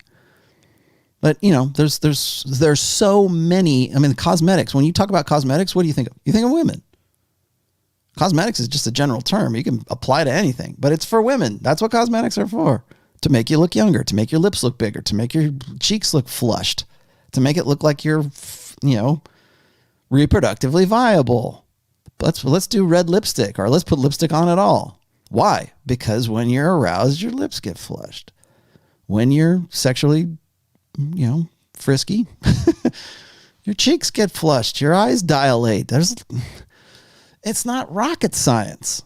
Yeah, I hate it. I hate it when. I actually kind of loved it, but I hate it when when Dr. Jordan Peterson was trying to explain this to like some guys on, I think it was his Vice interview back in 2017, 2018. And he's trying to explain exactly the same thing I'm saying right now. And they're looking at him like he's like some Freudian like mutant. Like, how can you still believe this? Well, that's what it's for, man. That is exactly what it's for. You know, that it's to sit like wide high heels. Well, because your ass looks better and your legs look better. It does. It just does. I don't know why. It just does. So, and don't stop doing it. I'm not saying it's bad. Don't stop doing it. What did you say? If you hate men, is it not logical to show a distaste of what attracts them? Your feminine appearance, hence destroy your beauty. Well, so there's two sides to that. And this kind of dovetails into what I'm going to get into here next. But, so why not, right? When women give up, what do? They turn into Karens, right? I'm going to chop my hair. I don't care anymore. I want to see the manager. they turn into Karens. You know, the stereotypical Karen is this blonde, sort of middle-aged soccer mom with her hair bobbed. That's a Karen. Well, why? Why do women do that? Why do women deliberately make themselves less attractive, less to men? I don't know if women find that attractive. Maybe more submissive lesbians find butch, hardcore lesbians more attractive. I don't know how it works. Not a lesbian, sorry. Not even a presenting lesbian. No, but why? Why would they do something like that? Why would they deliberately make themselves less attractive? Okay, first of all, there's two questions here. Do they know that they're doing it? Do they know that do they think that they're more attractive as a result? Or do they think that they're trying to attract a different kind of guy? I want a guy who's not into hot, beautiful, sexy women. Okay, you're going to get that guy. And you're not going to be happy about it, but you're going to get that guy. Oh, yes, I will. No, you won't. So there is that aspect. Maybe they just don't know. Maybe they just do it because their social circle thinks that it's cool. We're going to rage against the machine. We're going to rage against the patriarchy. How are we going to do it? Let's take our clothes off and dye our hair, purple and grow our armpit hair out. And then that'll show them.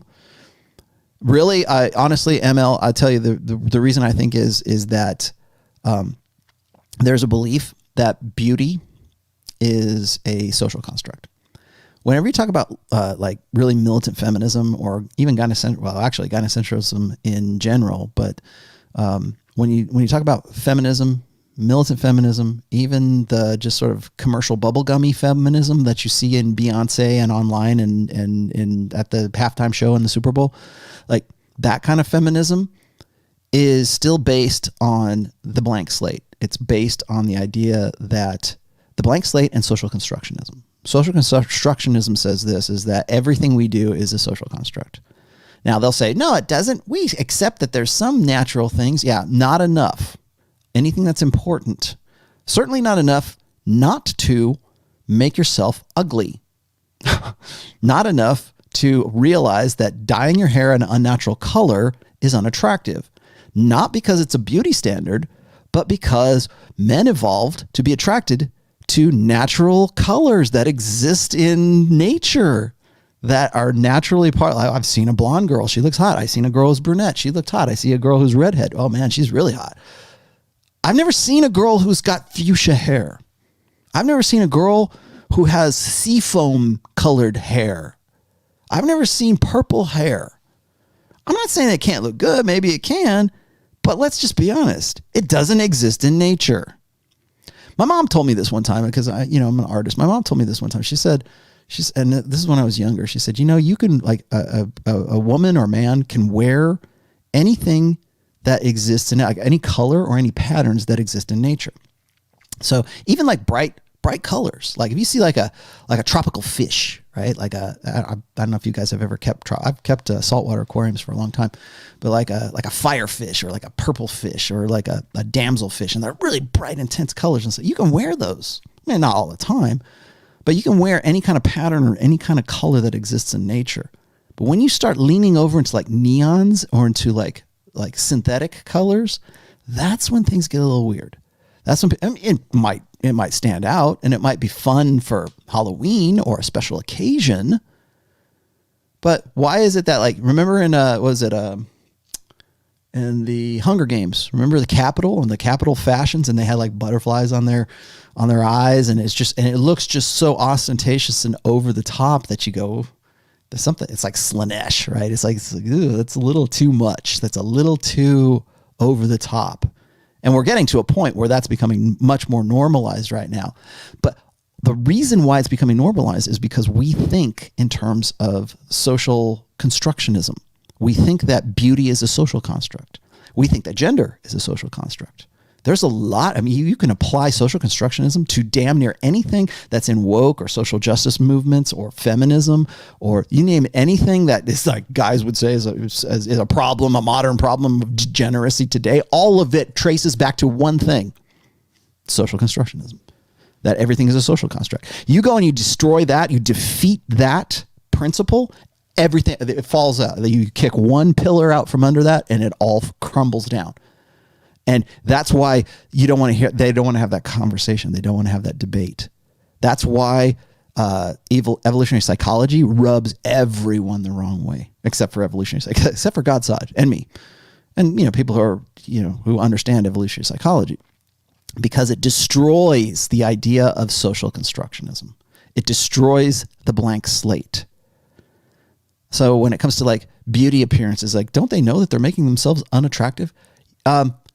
Maybe and maybe not. And if not, it's because they have an investment in social constructionism.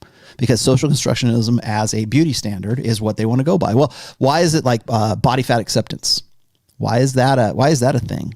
Well, because men need to understand that women are beautiful at all sizes. No, they're not. They're not. Now, men have a broad range of things that they're aroused by and attracted by, and the things that have been like the type of woman that has been sexually productive for them in the past, right? Like I have a preference for women who are like cougars, or I have a preference for a women who are like fat or really skinny or really pale or whatever. Usually those preferences are not necessarily the fetishes, whatever. They're not really preferences so much as they were sexually successful with those women in the past, and therefore that's what they see as being like the easiest path between point A and point B, which is point A is like, I got nothing, and point B is I want to get laid. Yeah, fat girls are easier. Yeah, of course they are. Has nothing to do with social constructionism. It has nothing to do with bigger is beautiful, or what is it? Who's that really big black chick who was just wrapped in the American flag recently? I forget her name. Lizzo, is that who it is? Yeah. No one finds that attractive. No one gets off on that. Let's just say maybe there's some guy who's like, oh yeah, I really want to get with her. Like there might be one. Okay. By and large, no. You're not attractive. You're not good looking, no matter what people tell you. And they can build you up. And, Lena Dunham, you're not attractive. You're not even arousing. You're not even close to being arousing, because large, grossly overweight women, men have a revulsion to. Very skinny, super like emaciated women, also because not healthy. Men tend to look for, in beauty standards, they tend to look for standard. The beauty standards across like ethnicities, across countries, across, the global beauty standards is, hourglass figure, hips to waist ratio, boobs, face symmetry. There's a lot, nice legs. For me personally, I don't like a big ass, but I know that there are guys that do. Okay. But there's a threshold of tolerance there. But, we know when we're not attracted. We know when we're revulsion. We know when we feel revulsion to certain things. And that's what we do. That's a natural process. It's not a social thing. But that's why. And I'm going to give you a really super long answer for that, but let me keep going. Now what? Okay. I will get to, what time is it right now? Okay, I got 15. I want to get through the rest of this really quickly. So give me a few more minutes and then I will get to the rest of your supers here. Add that to the stream. There it is. I do have to finish this off because this is where it's kind of like important here. I also got something that's kind of funny for you here at the end of this. So here we go. Let me continue on here. Women long to indulge. Oh, what is it? Long to indulge in their emotions. Enough risk to be swept away by them. This is actually the principle that Dalrymple came up with, and it was called the roller coaster principle. Ask me about. I think I've covered it before, so I don't want to get too deep into the roller coaster principle. But, anyways, it's in their songs, it's in their literature, it's in their movies. The social pressure to behave drives them to distraction even as they conform to it, meaning they're internalizing this constant battle to be both good and bad. So remember what I said here. This isn't just about like analyzing the good girls. It's also about analyzing the bad girls because those women are the same. They are one in the same. When I was talking about the Iron Rule of Tomassi number 3, all women can be sexual. You just have to be the guy that brings it out in them. You have to be the right guy in the right place at the right time. It's not chance. There is game. You have to look good. There's a biological. So I'm not discounting looks. Looks are important. Game is important too. Affluence, status, all of that is important as well. But it's being in the right place at the right time, the right guy at that particular time. It's not all, I'm not saying it's luck, but I'm just saying that there's a circumstantial element to it. Let's just say that. That's the easier way to say it. So they have to be good and bad at both times. Wanting the social approval, rewards, and status for being good, but desperately craving social stigmatization to the degree of martyrdom for being bad. Now, why is that?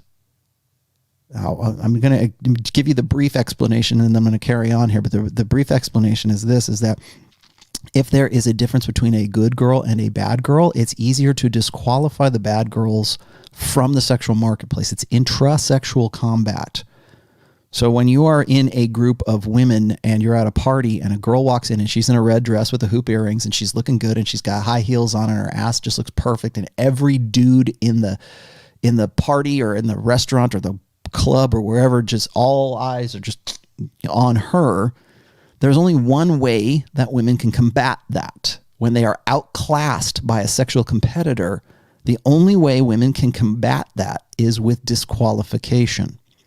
Disqualification says this, is that woman is a skank. That only a slut would dress like that. Oh, she's a gold digger, what we were just talking about.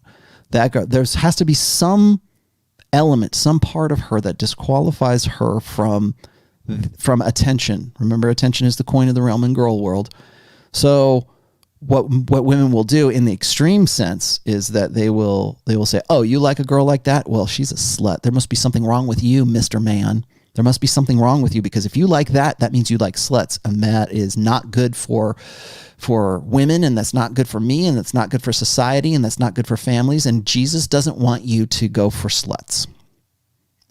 The end. But I can be your slut. I can be your slut on the back end here.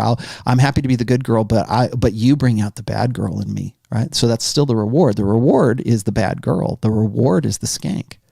The reward is the girl on OnlyFans or the girl you're jerking off to on Pornhub. That's the reward. There's a sexual reward there. Well, it's so much better. That reward is so much better if you had to work for it, if you had to qualify for it, if you had to do something for it. You want to know why pornography is so like addicting, I guess, I hate to use the term addicting, but it's so like habit forming for men. It's because it's a reward with none of the investment, with no work involved, with you didn't have to kill somebody to get off with a hot girl, at least virtually in your brain. You didn't have to buy her anything. You didn't have to get her dinner. You didn't have to, sit through all her boring stories about her little white dog. You don't have to do any of that. You just go, oh, well, which one do I want? Redhead, blonde, or brunette tonight? And they never have a headache. That's why, because there's no effort involved. Remember I talked about how just earlier we were talking about monk mode. And, well, I'm just going to turn everything off and I'm going to turn off my sexuality. First of all, you can't do that. But second of all is, what is motivating you to do anything? What makes you want to? I'm not saying every guy doesn't do something, but like, what is the motivation? I just want to be better for me. Okay, that might be true, but you're gonna like. There's a what was it? Any tradcon, any particularly conservative Christian guys, but any tradcon will tell you this is like they'll sell you on the idea of marriage because it will mean you will make more money. Well, married men make more money. Married men live longer lives. Married men, are healthier. Married men, there's like all of these like health benefits and financial benefits and everything. It's like, yeah, because they have to, because they're motivated to make more and to be more and to do more because they have to, not because they wanted to necessarily. Maybe they did, but because they have to do that, because they have a responsibility, because they have to do those things. People say, well, isn't that a good thing? Well, it is if it's your choice. If it's not your choice, then how is that any different than like indentured servitude? It's not.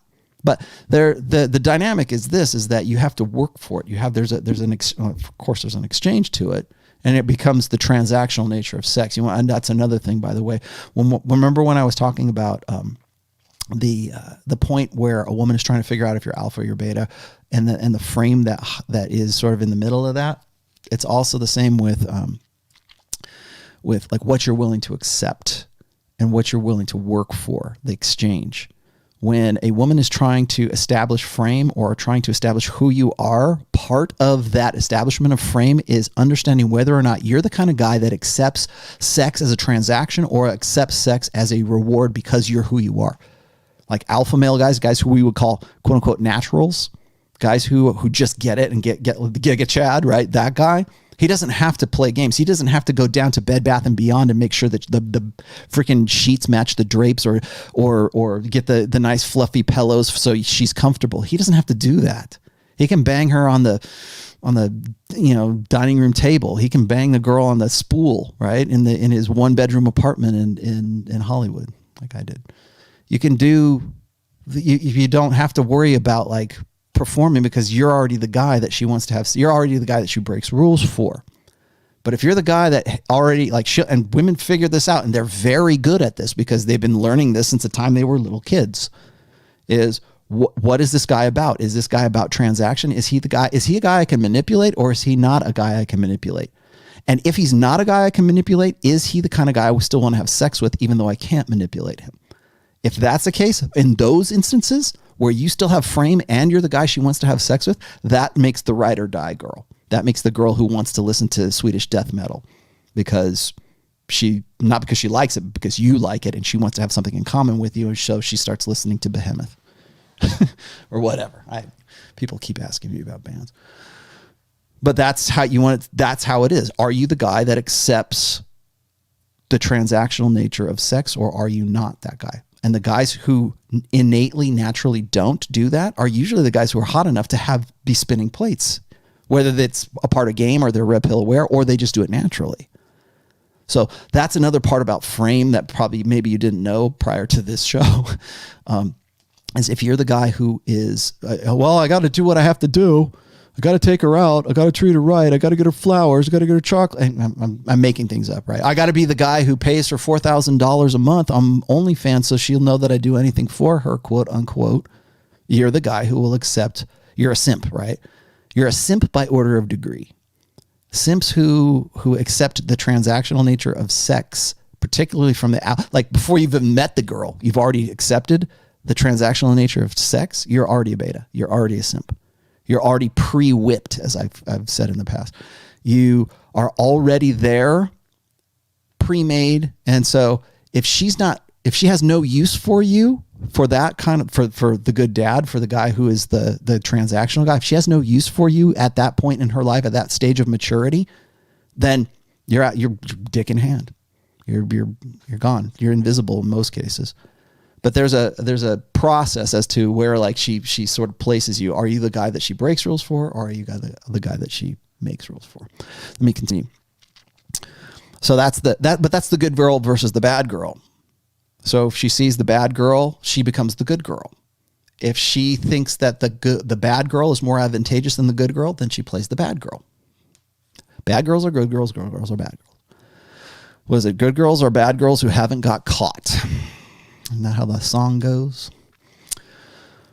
So anyways, let's see. There's a constant battle to be both good and bad. Wanting... Did I get that? Oh, I guess I did that. Madonnas and Whøres. Yeah, I got to talk about that too. Wanting the social approval, rewards, and status for being good, but desperately craving the social stigmatization to the degree of martyrdom for being bad. So women, they're good and they're bad as it is advantageous to them. And you'll see that even on social media right now. So women will portray themselves as being like good girl, MAGA hat girl. I'm a MAGA girl. And then you scroll down a little bit more on her Instagram feed, and then you see that she's like Tommy Lair.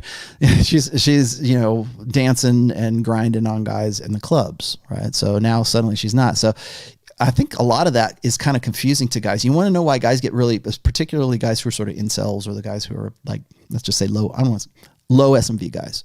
Why low SMV guys get frustrated with that? Because it's in their face all the time now.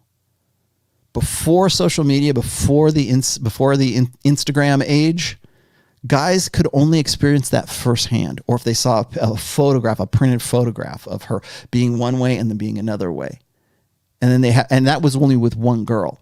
Today, you can see her being the good girl and the bad girl simultaneously. She can be the girl who's like, pure and virginic and going and going to church all the time. And then you can see the pictures of her.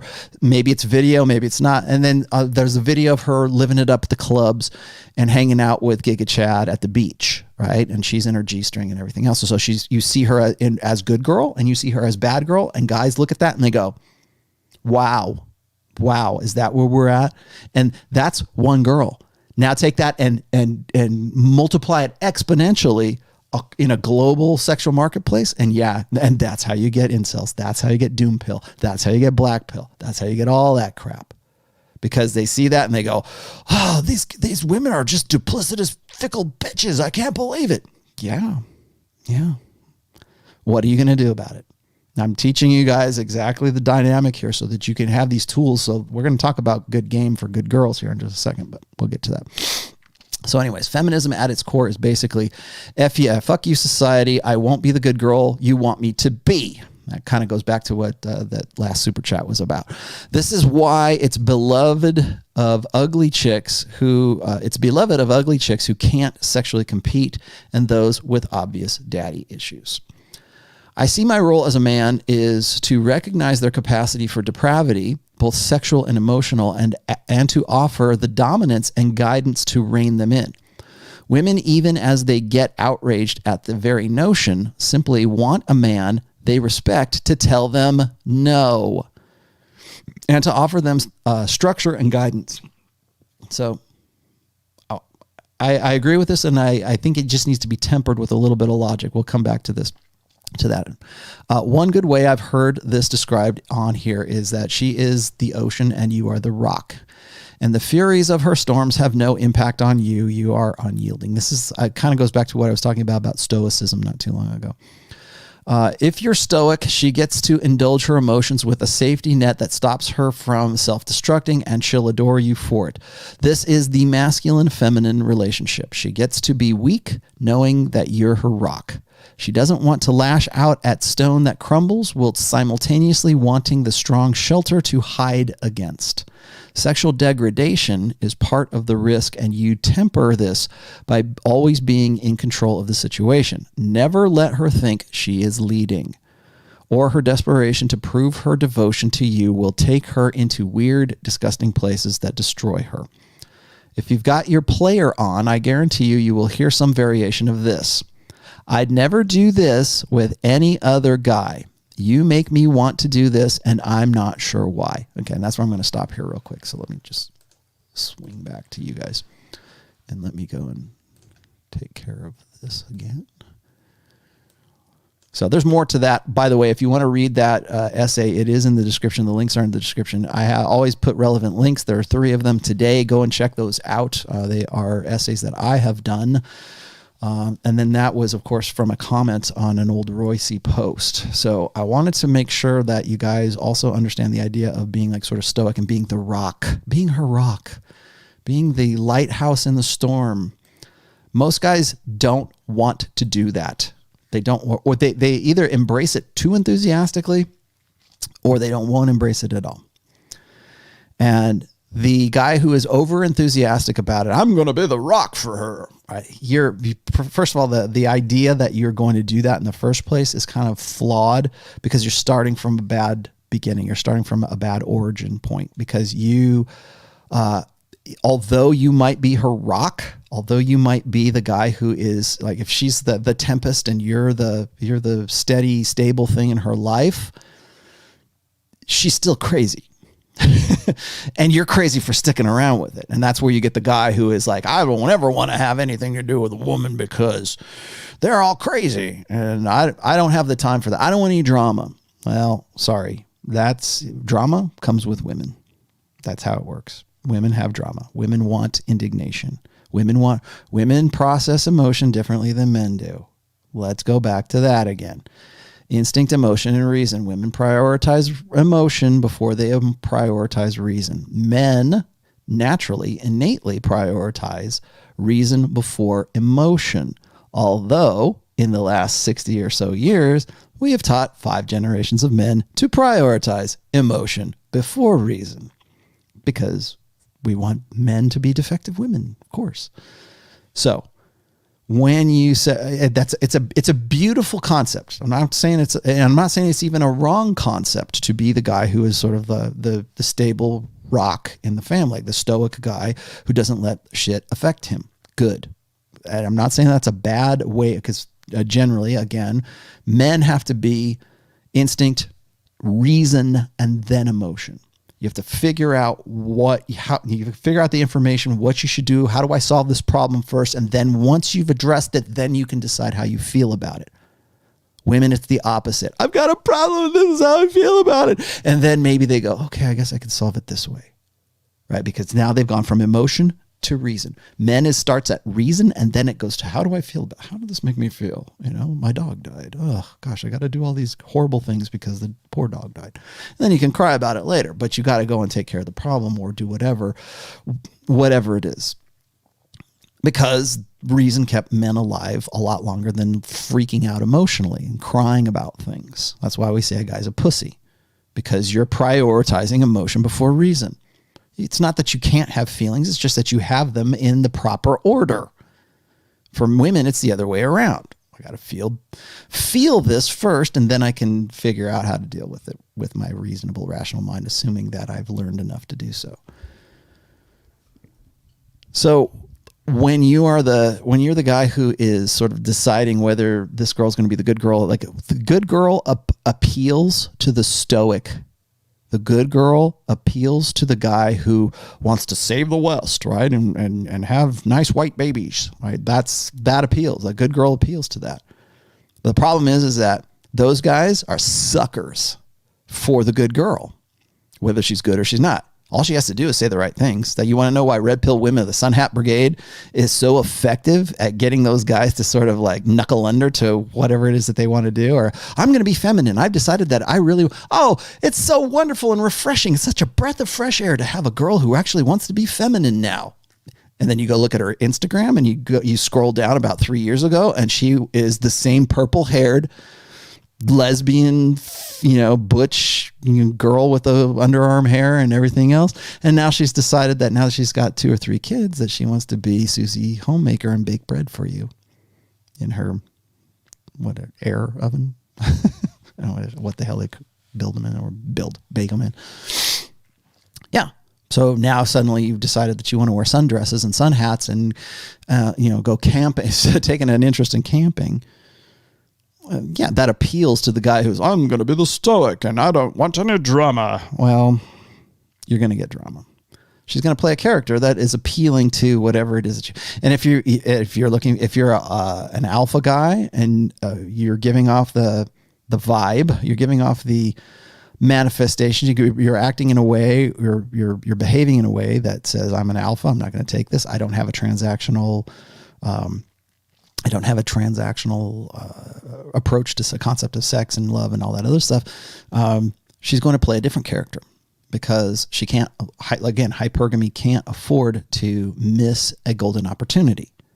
So now Miss Good Girl becomes Miss Bad Girl. I'm going to leave you with this last, I'm going to get to the super chats here, but I'm going to leave you with this last example, because you'll find this example in book 1 where I talked about, and there's a chapter in book 1, it's called Good Girls Do. And there is I used this picture, I probably shouldn't have, but I used this picture of Vanessa Hudgens. And it was right after, I think she was 18, but it was right after she did High School Musical with Zac Efron, right? She was like with Zac Efron. And of course, and this is like my daughter's generation, like high school, like middle school, they loved High School Musical and all that stuff, like 1, 2, and 3. And so, but Vanessa Hudgens and Zac Efron were a thing, even off camera. And so everybody, oh, that's so beautiful, blah, blah, blah. And there was like these, they weren't nude pictures, but they were like Vanessa Hudgens I think she was 18. I hope she was 18. But like, kind of in her underwear kind of thing, that she was sending like pictures to Zac Efron, and they made, they got online or whatever. And so now suddenly I forget the name of the character that Vanessa Hudgens played in High School Musical, but now she suddenly goes from being, good, wholesome girl who plays this particular role to being like, I want to bang Zac Efron like you wouldn't believe. Or if you look at like Miley Cyrus when she was doing Hannah Montana, or you look at Lindsay Lohan, or you look at, maybe Bella Thorne's not a good example, but like Demi Lovato. You look at any of the girls, the wholesome good girls who were on Disney Channel back in the day, and look at where they're at now. Look what they do now. Look who they are. Look at who Miley Cyrus is in Poland, right? She's protesting the abortion laws in Poland. See, she's gone from being good, Hannah Montana, secret superstar. Hannah Montana turns into nasty ass Miley Cyrus. And guys are like, depending on what your mood is, whatever. I don't even think most guys really think of Miley Cyrus as being all that hot, but she tries to be. She tries to be like super sexual because she thinks that that's what's going to work for her. And there will come a point, trust me, mark this, at some point, Miley Cyrus will turn back into the good girl. She will turn back into, like, you want to know why like Dolly Parton really likes her a lot? Because I think she at some level she realizes she's going to come back to it. It might take the right guy. It might take an alpha male that she really wants to have his babies. It might take the right guy to do it. But at some point, she's going to want to be Hannah Montana again. She's going to want to be the good girl again, because it's going to work better for her at a certain age. That's why I wrote, again, go look at the timeline in in preventive medicine. At some point, the bad girl persona doesn't work anymore. Usually it's right around the epiphany phase. For a celebrity like Miley Cyrus or Tommy Lahren, it might come sooner, it might come later. They're bad examples, but it'll come. It'll come at some point. And another thing you will see is that when a woman is going through the alpha reinterest phase, when a woman is, she married the beta, she had the kids, she's 7 years in, she gets the 7-year itch, right? Or she's so, further along in the marriage, she realizes she really can't stand the idea of staying with this beta male for the rest of her life. So now she's got to do eat, pray, love, and get her groove back on by going to Jamaica and divorcing her husband and banging, becoming a cougar. And she'll go back to the bad girl. She was the good mommy wife for a long time, but now she doesn't want that anymore. She wants to make up for missing out. She goes back to bad girl again. And she's bad girl for a little while until that doesn't work for her. And then she goes back to being Sun Hat Brigade girl. She goes back to being red pill girl, red pill woman. Oh, I rediscovered my femininity for the 4th time in my life. So remember, when we talk about bad girl and we talk about good girl, ask yourself this. If you're dealing with a good girl right now, or you're dealing with a girl who you think is like a slut and is like a stripper and she's got daddy issues, what is it about you and what is it about your relationship with her? And you don't even have to have a relationship. You could just be banging her, right? She could just be a plate. But what is it about your interaction with her that, first of all, that you feel weird about, like dealing with that? Or what is it about you that makes her want to play one of those characters? Be the good girl or the bad girl? Most girls today want to be bad girl because bad girl gets them what they want quicker than what good girl does. Good girl gets them married, good girl gets beta bucks. Good girl gets kids, gets investment, gets it gets the 3 P's: provisioning, protection, and parental investment. It doesn't get them hot, fun monkey sex in a foam cannon party in Cancun. It doesn't get them the guy that they're willing to break rules for. It gets them the guy that they would make rules for, generally. It's great if you can balance them both, right? But that almost never exists these days, particularly. But good girl gets them the beta side of hypergamy. Bad girl gets them the alpha fuck side of hypergamy. And that's what most of them focus on right now, because they think that eventually alpha fucks is going to turn into beta bucks. And then what will happen is the slut that they gave to Mr. Alpha will suddenly magically turn him, the beast, back into the prince. And the prince will go, oh, I needed a good girl. That's okay. I'm actually a good girl too. Let's go to church. So what character is that woman playing? Like when you're dealing with a woman today, like say you got a girlfriend, there's a girl you're sarging, right? There you got a girl in your rotation, whatever. Ask yourself this: am I the guy that she breaks rules for, or am I the guy that she makes rules for? That's your first place to start, because frame, like I said, lies in the balance between that. Am I the guy that she sees as the guy who will accept transactional sex rather than like validational sex, rather than like hot, I want to fuck you sex? Am I that guy, or am I the other guy? Ask yourself that. Those are really tough questions. People, like, guys hate this because it's self-assessment, and self-assessment is really tough for guys because you're solving your reproductive problem. You're getting sex, you're settling down, you're whatever it is that you idealize as your sort of interpersonal situation or goals or whatever. And maybe those goals might be just getting to the next girl. But when you have that insight, when you ask yourself, and this is the hardest question, guys, I'm sorry, but this is how it has to be. You want the smack in the face. Here's your smack in the face. Ask yourself, am I the guy that she breaks rules for, or am I the guy that she makes rules for? And I would say 9 times out of 10, you're probably the guy that she makes rules for. And you're willing to compromise your mating strategy as a result of that, because you don't believe that you have the opportunities, or you're in a mode of scarcity with that girl.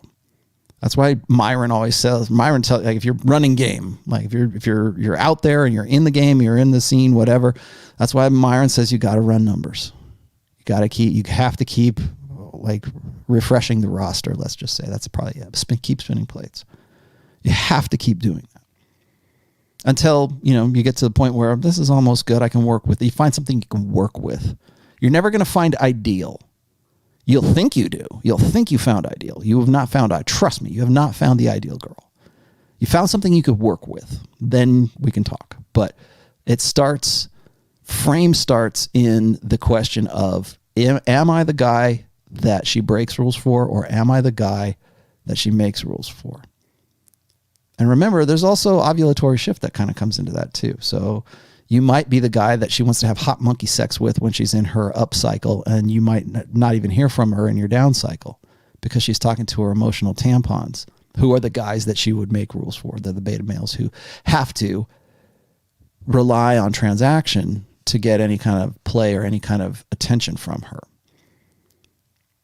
So anyways, there you go. I will, let's go back here. I have Merciless here. He says, is it a surprise, that women that cheat on their boyfriends with me were over the age of 30, but the women under 27 did not give in and remain faithful? Here's what I would say is that if you've got a girl who's 30 or over now, the epiphany phase, by my reckoning anyways, is between 29 and 31 years old. You could make a case that maybe it's 28 or maybe it's 32, in that span. Let's just say a 3 to 5 year span right there. The girls who are 27 and under, if they don't have more opportunity, they believe they do. The girls who are 30 most women who are 30 plus have come to the conclusion that they need to settle down, that they need to consolidate, that the party years are over. Like if you look at this right here, my friend, if you look at the span between right around 27, 28 through 31, 32 in there, that's the epiphany and the transition phase. The transition phase is something that I don't really talk about all that much. It's actually, the transition phase is part of the epiphany phase. The epiphany phase is the realization that a woman needs to find something a little bit more permanent, because on some level of consciousness, women realize that the party's not going to last forever. All of this bullshit about like freeze your eggs and your sexual prime is when you're 36 and all that crap that social conventions in a gynocentric social order teaches women, it's believable to a point, but I think to the hind brain, to the lizard brain of women, there's still that doubt. There was who was it? Was it Kate Bollock? That's who it was. Kate Bollock was an author. She wrote All the Single Ladies. There was an Atlantic article she wrote back in 2010 called All the Single Ladies. And I think they were trying to leverage it for an actual show. I don't know if it's Netflix or whatever, but they were trying to leverage it for an actual show. And then she wrote another book called Spinster. And her claim to fame is that she was single and was a spinster at 38 years old, or 36, 37, 38, somewhere in there. I don't know. She's probably in her 40s by now. But her claim to fame was that she turned down the right guy at the wrong time. And the right guy was this dude. I don't remember his name, but she's very specific about the guy. And how she wishes she would have actually married the guy. She had regrets about not getting with the guy who had proposed to her when she was like 28, 29 years old, when she was at the beginning of her epiphany phase. And she just couldn't stomach it. She just couldn't believe that. And of course now, her being 36, 37, 38 years old, and this guy is like in his mid 30s as well. He's hitting his prime and his stride, and she's going, oh, I wish I would have took the chance when I took the chance. She just made a bad bet, right? She didn't take door number one. And so when women get to the 30, 31, 32-year-old age, and more women are going to be single because they don't take that, because they don't see Mr. Right as being the 29-year-old guy who doesn't have prospects anymore, they will increasingly become just like Kate Bollock, where they get to be 38, 40 years old and they go, damn, I wish I would have got with John back when I was 28. Now he's made partner in the law team and he's got 2 kids with his beautiful 24-year-old wife. I wish I would have, took the chance. I wish I would have took it. He was a great prospect. Why didn't I see that back then? Oh, it must not be my fault. It must be evil men's fault. And then there's a whole social structure that reinforces that idea that it's all men's, fickleness and stupidity. But when a woman is 27, sky's the limit, man. Shit, could be even 28, 29. So, I got better prospects. I got guys all coming out of my ears here. Or if she doesn't, she believes she should. Or maybe she's got like more, more opportunity that she believes like virtual opportunity that she believes she has online. So that's why. So it's easy for women to cheat on if you're a high value guy and you're 30 and the girl has consolidated at 29 on a guy who's sort of like that beta in waiting guy, and then you come along.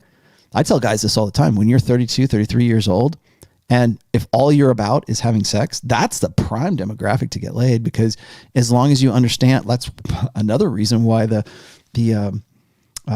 preventive medicine is so informative for guys, because it will inform your game. If you're spending plates and you're 35 to 36 years old and you're just getting into your prime, you're just hitting your stride as a guy, and all you want to do is get laid, look for women in the epiphany phase, because they're easy as hell. Because they've most likely they're looking for the guy who they think they're going to have some sort of long-term prospect with. They say, well, that's horribly manipulative and evil, and all you're doing is just twisting their minds to have sex with them. Yeah, kind of like they did when they were 23 years old and thinking that you would have a chance with that chick. Because now you're in a state of abundance and she's in a state of scarcity.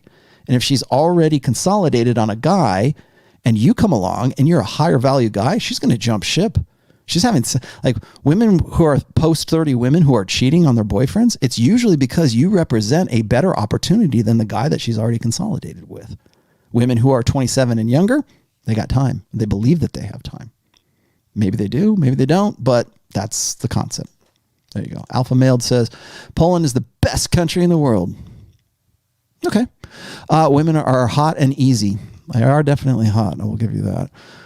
One was Pussy Paradise back in my 20s. I'm Polish. I should know. Okay. Good for you, Alpha Male.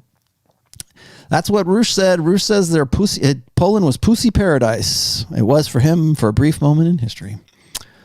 Red Fortune says, that's exactly what happened with the girl who I slept with some time ago. Went from sex to kissing again to trying to friend me. No thanks. No thanks. Yeah. What Red Fortitude is saying here is that, and whenever I talk about Iron Rule of Tomassi number 3, which goes like this: any woman that makes you wait for sex, the sex is never worth the wait. Because there's always some sort of mitigation there. There's always something that you had to do. Just the very fact that you were willing to wait for sex, that right there puts you, that you want to talk about the frame thing, that puts you in the transactional mode. You're willing to do something. You're willing to follow her rules. I'm going to make you wait for sex. Okay. I'm waiting. The fact that you would do that, you're not the girl, you're not the guy for her. The fact that if you're the guy that says, all right, well, see you later. It's been nice knowing you. I got 10 other girls that want to get laid tonight in the foam cannon party, so I'll see you later. If you're that guy, because alpha males don't wait for sex because they've got girls that want to fuck them right then and there. So they break rules for alphas. But here's the other thing. The other part of that rule is that if you had sex with that girl, and now she wants to make you wait for it, that's even worse. That is even worse. Because you had sex and you know what she was about, and now you've had sex with her once before, and now suddenly she wants you to wait for sex. So you went from being the guy that she would break rules for, at least ostensibly, break rules to have sex with, to being the guy that she's making rules to have sex with. What happened? What happened between I was drunk, he was cute, and one thing led to another? What happened to that guy to the guy that now you have to spoon with her on the couch and make her feel comfortable? And I don't know. I know I had sex with you once, but I thought it was wrong, and now I want to make sweet love to you. Now I want something different. Yeah, because you have changed. Something, either it was you or her opinion of you or her estimate of you has changed. Well, I want to be in a relationship with you because I want frame. She wants the frame. So you went from being the guy that she couldn't wait to have, like hypergamy couldn't afford to wait for you. And now she realizes that after having sex with you, it's like regret sex. I had sex with him, I regret having sex. Why? There's 2 reasons why women regret having sex. The first one is this: the guy was super alpha and she couldn't wait to have sex with him, and she did. And maybe she cheated on a boyfriend or whatever, but like he was the guy that she broke the rules for. And then she realized she could never lock the guy down. That's when you get that regret. Oh, I gave it up to him. It was great. It was fun. He was awesome in bed, blah, blah, blah. But he's not going to settle. Or the other scenario is I had sex with him thinking he was the alpha, and now I've determined that he's actually beta, but it is a reminder that her filtration, her hypergamous filter could be tricked, could be fooled. That's the existential fear of women, is to have sex with a guy and potentially get pregnant by a guy who she thinks is alpha, who later she finds out is beta. That's why women regret that sex, because what happens now is she gave it up to that guy, and she gave it up to that guy in a way that she thought like he's same night lay guy. He's the alpha that I'll break rules for. And then between that sex and the next time they have sex, somewhere in between those two, he loses frame. He's the guy that's actually the transactional guy. He's actually the beta guy. He's actually the good dad guy. He's actually the guy that who has to have the rules made for him. And then, so somewhere between hot monkey sex and transactional beta sex, now she realizes it and she wants to get rid of him. That's why she has the regret about that. Those are the two forms of regret when women have regret sex. Michael says, Mr. Tomassi, aka Mr. Morpheus. Don't call me that. Just wanted to show my respect. Thank you for opening my eyes. Currently spinning plates and hitting the gym. Good for you. Are you spinning the plates at the gym? Jason says, the good girl is the one that just moved into your town or city. Yeah, they always, that's where they start. Jason, here's the other thing is, if you follow any of the stuff that Myron Gaines talks about, he says that women sell purity. And I think that's true to a point. I think they sell purity. I think because purity doesn't sell right now. Not initially. Purity only sells to certain guys. It only sells in certain markets. Certainly in new markets, which is what you were just saying a minute ago there. Purity only is marketable when it's believable. And it's hardly ever believable in a time where we have social media and we have, picture. We have evidence. Women have a digital footprint. So if a woman is a porn star and a reformed porn star, she can't really sell purity to just anybody. She has to sell it to a guy who is willing to ignore that, who is willing to ignore her indiscretions. And usually the guys who are like that are desperate, and they're not the kind of guys that she really wants to get with in the first place. They're not high value guys. They might be in the sense that they're dedicated and loyal and they'll do anything for her, but she doesn't want that. She wants a guy who is going to kick ass and take names. And that ain't you if you're willing to take her as sort of like a consolation prize. You see what I'm saying? So I agree with Myron in the sense that when he talks about like how women want to sell purity, they do. They sell purity, but purity doesn't get the sale. Being a sexy skank gets the sale. When it comes to long-term, purity sells. When it comes to the idea of having a future with that woman, then yeah, maybe purity sells, and it sells because it appeals to men's need for insurances for paternity, to know that the kid is theirs. So it's like, as I said before, women or men, every man wants a slut. He just wants her to be his slut. You want a woman who will have hot monkey sex and just like climb all over you and just can't get enough. She's a porn star in bed, but it's the Madonna whore complex, right? She's a great mother to my kids, but when we close the door and we turn on the red light, she turns into Jenna Jameson or whoever. Candy or Brandy Love, my favorite. Brandy, if you're watching. One of these days, Sterling Cooper is going to introduce me to Brandy Love, and I'm going to be very disappointed probably because you're not supposed to meet your heroes, right? Let me see what else I have here. I will go back through the rest of these, sorry. Lax Maniac says, Rollo, does iron rule number 3 change if she's a virgin? Yes and no. My most recent plate mentioned she's a virgin. On our third date, I was thrown off in the moment. Okay, so, but the question is, okay, so you have 2 questions here. The first one is, does it change if she's a virgin? She makes you wait for sex and she's a virgin. You might have a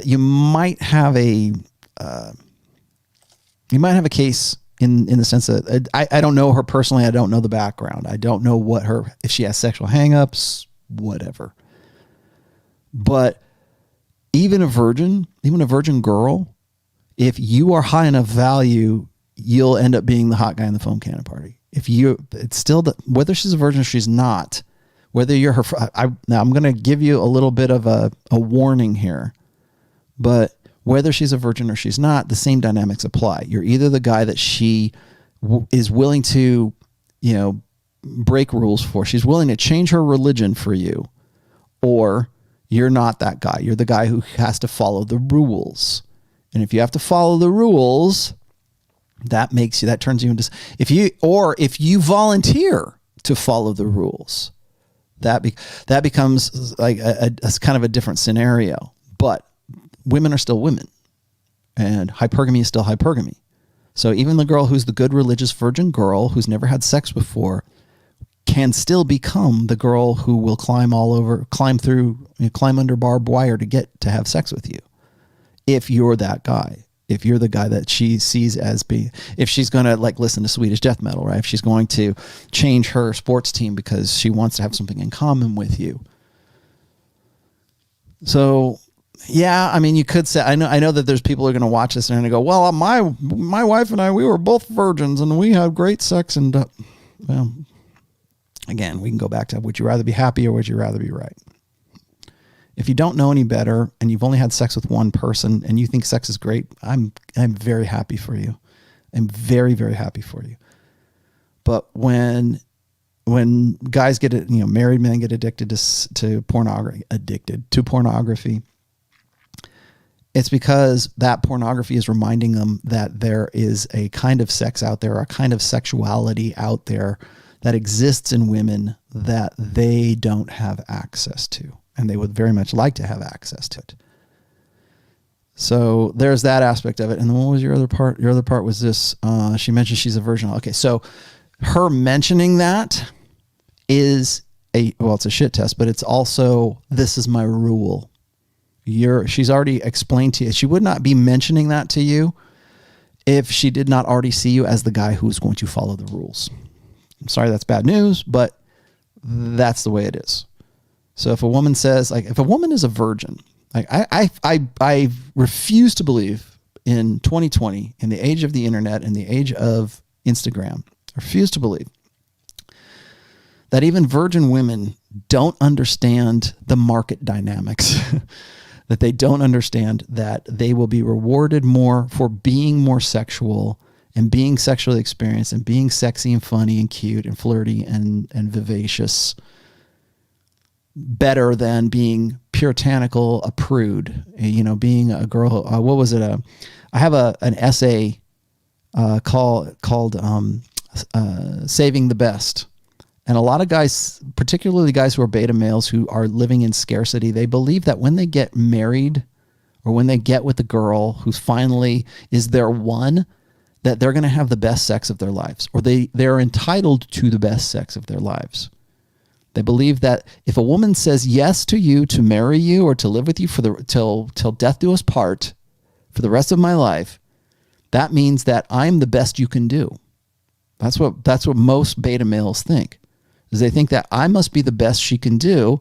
Otherwise, she wouldn't have said yes, right? She wouldn't. Why would I bet my whole life on this guy if I didn't think he was the funnest, raddest, awesomest dude who I want to have sex with? And then they realize that she's got a sex tape with 4 guys in college, and that's what Saving the Best was about. Was this guy who found it was a old school, of course, but it was a girl who was hanging on to some videotapes of her fucking guys when she was in college. And whether she was pining for them or not is sort of still, nobody really realized if that was the case or not. But she hangs onto these tapes. And she has this sort of digital footprint. And most women's footprint is digital today. Back then it was just like sort of like, well, I held onto this tape kind of thing. But it's evidence, let's just say, of a woman's sexual past. And it's important now. Women will say, why is it important that why is my sexual past all that meaningful? Well, because it means that you're not a good bet for paternity in the future. That's why. Sorry, that's why. It's not social constructionism. It's simple evolutionary biology. You're not a good bet for paternity if that's the case. That's why men are concerned. That's why men are revolted by women who are skanks. That is why, naturally, that's why men have a natural hesitancy to get with a woman who is a single mother, because she's not a good bet for the future. She's not a good bet. So there you have it. But I'm sorry to say that the bad news is this, Lax Maniac, is that the reason she's asking you that, or the reason she's putting that out there, offering up that it's what I call tilling the fields. She is planting the idea that you should jump through these hoops. You should follow the rules. I see you. She's saying this. I see you as the guy who I make rules for. Sorry. I wish I had better news for you.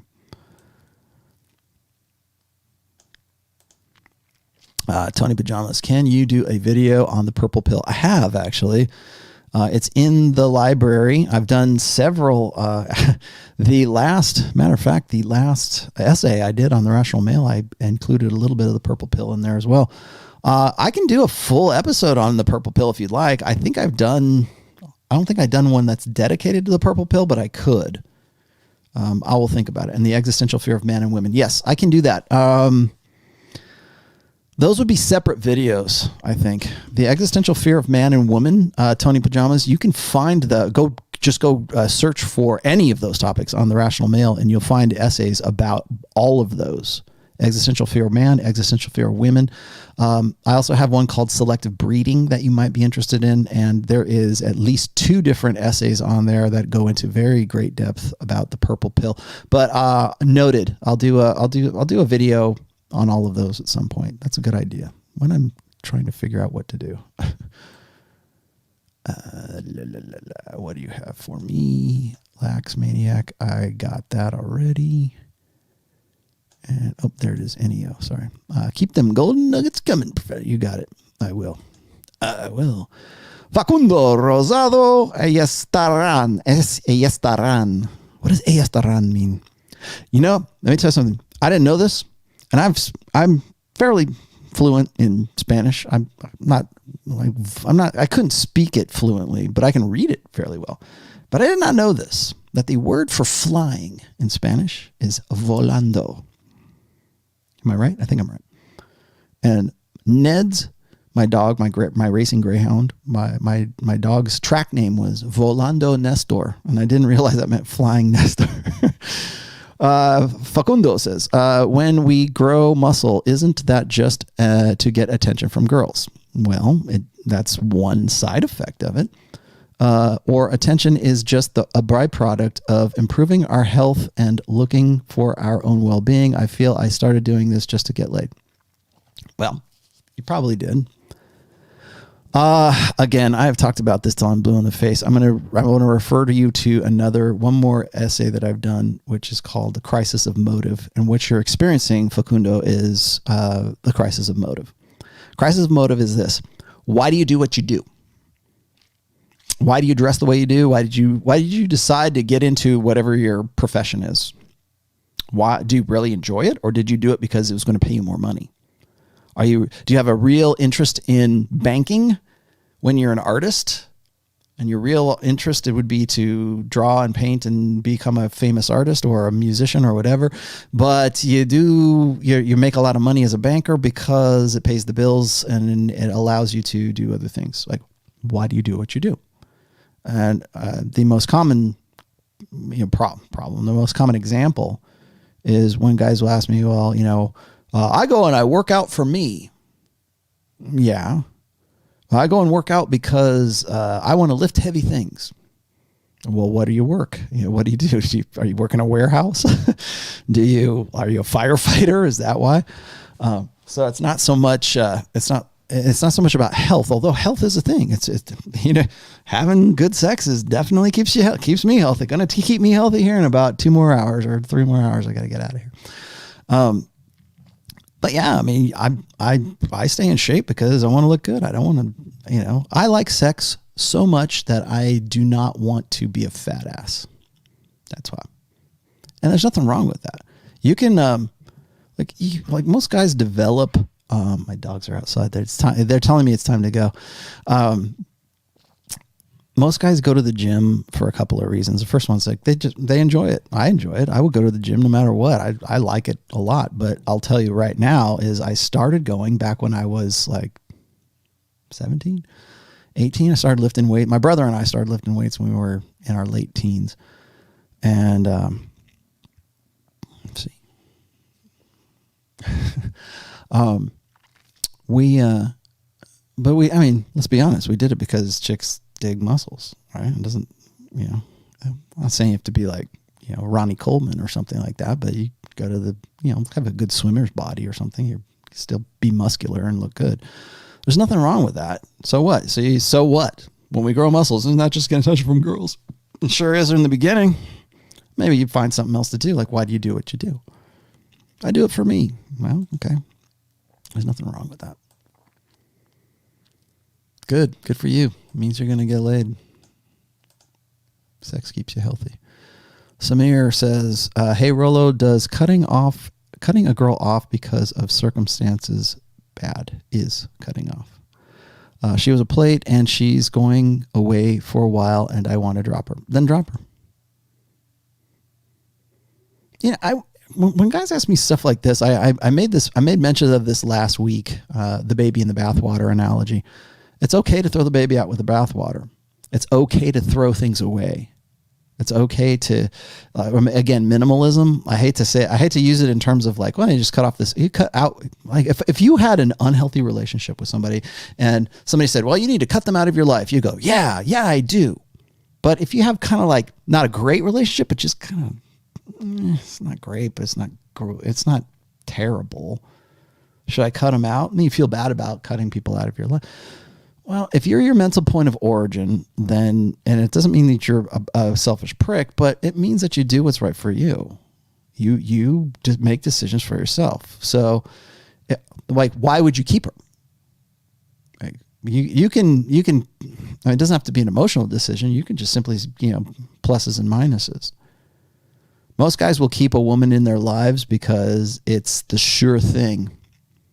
Like I can get, she's always there. She's always available. It's a sure thing.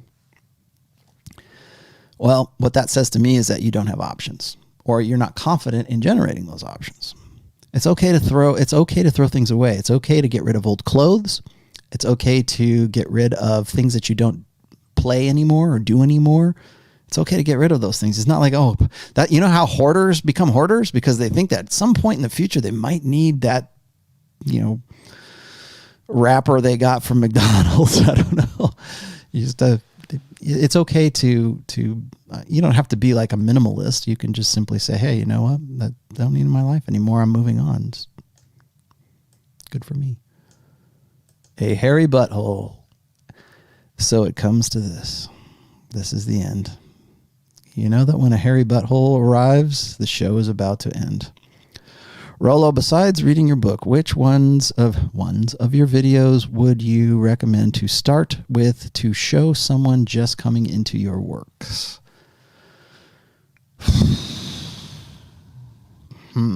It's funny, but somebody told me that last week's episode was a good one to get guys initiated into the red pill. I don't know why. Well, I guess I get it. Man, that's hard to say because, again, like I said, there's no elevator pitch for the red pill. I don't have like a shorts reel. Maybe I need one, but there's no. I would say this actually. I hate to give these guys more play, but I would say that the video I did with Charlie and Ben's podcast, that was a pretty good introduction because they were asking me like some basics, and I took my sweet ass time doing it, but answering those things. But that was pretty good for basics. Read book 1. That's the best I can say. Read book 1. What else? Is that it? Did I cover everything? I think I covered everything. Facundo, NEO, Tony Pajamas, thank you. Facundo again. Oh, Facundo, you gave me 2 of them. Sorry. Facundo, you had a second one here. If you are the first priority of a girl, she doesn't go out on girls' night out in Vegas. What should her social life look like when it comes to friends? Well, again, you don't have to be like a selfish prick about things. If she wants to go out, she goes out. I'm of the opinion that if you have a girlfriend and she goes out with her girlfriends, it's one thing to say, oh, I'm going to go girls' night out and I'm going to go drinking with the girls down at this club, blah, blah, blah. Okay. Well, first of all, you got to figure out why does she want to do that? But second of all, it's one thing if that's like once a year or twice a year. It's another thing if it's every freaking weekend. That's a problem. So there's a frequency side of that whole thing, but really does she she prefer her time with you to the times with her friends? What is it about going out with her girlfriends on a girls' night out that is more appealing to her than going out with you to a steakhouse or going out with you to a movie or going out with you to a club or something like that? Why aren't you invited? Right? Oh, fine. I'll just go myself. It's a super chat. I'll look for it, Ryan. Hang on one second. Or Sam, can you go dig up Ryan's super chat? I'll address it. It will help me. But I would say this, Facundo, is it's motive. Like what constitutes a better evening for her? Is it going to Vegas with her girlfriends, or is it hanging with you and having hot monkey sex with you when she is in her ovulatory phase? One thing I've always, I can't say for 100% sure, but it's highly likely that when women decide that they want to go on a girls' night out, it's usually because they want to get dressed up in their red dresses and hoop earrings and everything else and go out and feel young and feel, live vicariously or not through their girlfriends. What is it about that is a bigger attraction than being with you? When guys tell me that, I never want to have a relationship with a girl because they're all hypergamous and she'll meet a better guy than me, and then all of my investment will be wasted. And that only happen like guys. Well, they'll say, because they're hypergamous, because all women will do that. It's like, well, all women will do that if they have the incentives to do that.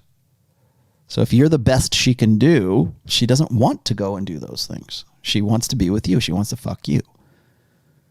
When, what was it? I think it was Marty Hazelton. Like Marty Hazelton, Dr. Marty Hazelton, who's done a lot of work on ovulatory shift. The first part of hypergamy, by the way, and I've mentioned this a million times, but nobody wants to focus on it. Nobody wants to remember this for some reason. So remember this now.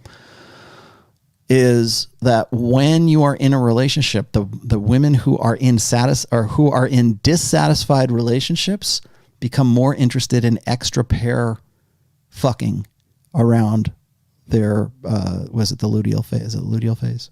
Proliferative phase. The proliferative phase of their ovulatory cycle when they're in estrus, right? When they are ovulating. If they are in a situation with a guy that they really don't want to be with, that's when they start looking for guys who have like this. They look for Giga Chad. But if they're already in a relationship with Giga Chad, they're not going to Las Vegas with their girlfriends. They're happy. They're satisfied. When they're satisfied with their relationship, they actually are more, sexually proceptive with the guy that they're with. Why would they? It's easier. He's right there. He's laying in the bedroom. Let's go jump on top of him. Makes sense, right? It's pragmatic. Remember this. Here's the basic law of hypergamy. It's all about the babies. How do we go from no babies to babies? If you keep that in mind, you can't go far wrong. There you go. Let's see. Mind Shift Production says, dodged a huge bullet today. She wanted to be exclusive, but the moment she found out what I require for that, she ran off. Abundance is key. Everyone she would have destroyed me over time. Yeah, she probably would have. Good. It's okay to say no. It's okay to opt out of things. You don't have to ruin your life because you're in a scarcity mentality. Good for you, Mind Shift. Colin Doney says, have you read Theology of the Body?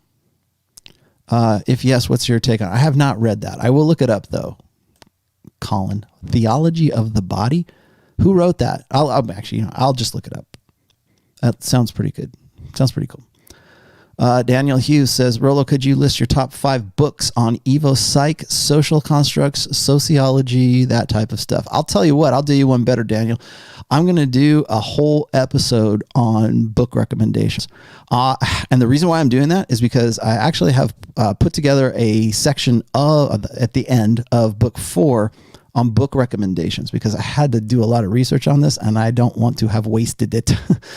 A lot of the a lot of the sources I cited in it are in those books. So I will do a full episode on that. How's that? Jason the Dream says, the good girl is the only one that just moved into your town. I got to you. Michael says, Mr. Tomassi, Morpheus, I already talked to you. Ryan Newby, I got you here. Sorry, my friend. It says, you said, I feel like I'm in limbo between boyfriend material and foam cannon party guy. Get manifestations of both attitudes. What can I address to fix this? The suffering, by the way. Thank you. I'm glad you like the suffering. So you think you're in limbo. I would say you're probably not in limbo. I would say that you probably are attracting women who find you attractive at like really hot at one point, and then you slip into Mr. Nice Guy. Remember what I just said? I just said this a second ago. When women regret sex, it's usually because they thought you were one dude, and then you sort of slip back into being dad. You were Cad, and then you slip back into being dad.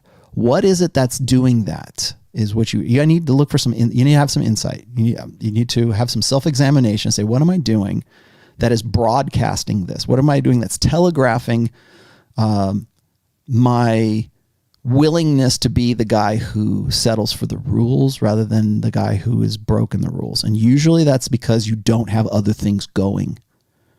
I hate to go all Myron Gaines on you, but you need to spin more plates. You need to have options, and that requires you to go out and meet. You need to give yourself permission to be that guy, because once you do, and you, again, still stay in the gym, still keep your value up, still keep doing the things that make you foam cannon party guy.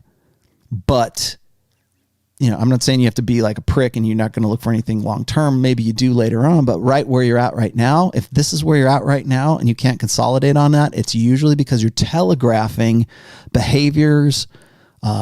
You're manifesting, like maybe it's in your voice, maybe it's in what you're saying, maybe it's in the words you choose, maybe it's in what you're willing to accept. I don't know, because I don't know you personally, but it's probably because you're telegraphing the idea. Like they see you. I'll give you an example, and I'll stop at this. I used to have a friend, and I've used him as an example I think in the first book. There's this guy he used to be a PR guy of all people that at a casino that I worked at, and his name was Jake. And Jake was freaking and no homo, but the dude was really good looking. I mean, like built, cut, a little bit more. Had the swimmer's body, but like a little broader, and looked, worked out. He's one of these guys, and he works out a little bit. And he naturally has the muscularity and everything, but blue pill like you would not believe. And so he could get laid. Like girls would open him at clubs, and like whenever we were on promos or something like that, girls would just come up to him and just like, I don't care. What's your name? Who cares? Like that kind of stuff. Like they would really want to get with him. And then he would go all blue pill and soft and mushy gushy. And because that's what his headspace was at. That's what he'd been taught. And so women would like to fuck him, but then they realize, oh my God, I fucked a beta. He's really hot, but he's a beta. And they probably would do it again. They probably have like black pill guys. Oh, he doesn't matter. He just looks good. He'll get laid anytime he wants. Yeah, but he can't consolidate. He can't have the girlfriend. He could, but the girl will be like, yeah. And then the other part of this is that guys who are really good looking at one point don't necessarily always stay good looking the rest of their lives, particularly if they're kind of in that mentality. If they have a mentality of like they don't have to work at it, so why would they bother developing themselves? If it ain't broke, don't fix it. I'm not saying that that's you, but it's possible to go from being super alpha dude that girls want to bang and open in the clubs and stuff like that to being the guy that they just don't. I like him, he's cute, gosh, I wish he just had a different attitude. That's the difference. That's a congruency. I keep trying to tell, like, you can't tell Doomers this. You can't tell Black Pill this. You can't tell the more extreme end of MGTOW this, that it's not just about looks. Yes, that gets you, and it's absolutely very important. It gets your foot in the door. But if you get in there and you start lisping and talking very effeminate, it doesn't matter how good looking you are incongruent with what that woman is expecting of you. That's probably where you're at. You get in the door, she really wants to bang with you, you're a hot guy on the foam cannon party, and then suddenly you lean back into being, I'll accept whatever you give me, baby. Samir says, hey, Rollo, does cutting a girl off because of circumstance? Okay, you already said that. Anybody else? John Williamson, I got to you, didn't I? Rollo, you dropped the name of a pickup artist. Okay, yeah, I did to you. ML, I got to you. Ryan, I got to you. Merciless, I got to you. Alpha Mailed, I think I got everybody today. Stefan says, nice thumbnail pic. Thank you. And I believe that is that. Okay, guys, thank you for another great show. I will be on Rule 0. Troy Francis has the duty this Saturday, so it'll be on Troy Francis's channel. Book 4 is just about ready to drop. You will know when the book is about to drop. Trust me. So I got that going on. If you have not picked up The Suffering by Trial of Ascension, that is the band that I play in. Go look for it on Spotify. I promise I'll give you a link to it next time. Although maybe I can just give it to you in the chat. Hang on. Let me see if I can do that right now. There it is. All right, I'm going to put the link to this in the chat so you guys can see what I'm talking about here. Actually, it'll go everywhere, but there you go. That is the link, there you go, to The Suffering, which is the EP of the band that I play in right now. So check that out. What did you say, Spin Doctor? Off topic? Yes. Book 4. Like I said, it's coming. Hopefully this is a taste of what's ahead. P.S. Never got into you because of dating. Your name kept coming up. Thank you. Of course it does. Who else are you going to refer to? I don't have anything special coming up anytime soon. Rule 0 is the most special thing that I have coming. So check that out. If you have any questions or if you want any further reading, be sure to hit the relevant links. I put in 3 of them to essays that I have done before about good girls and bad girls. And I think that is going to be it for today because the dogs are whining and they need to go out. So I'll tell Ned that you love him. Thank you very much.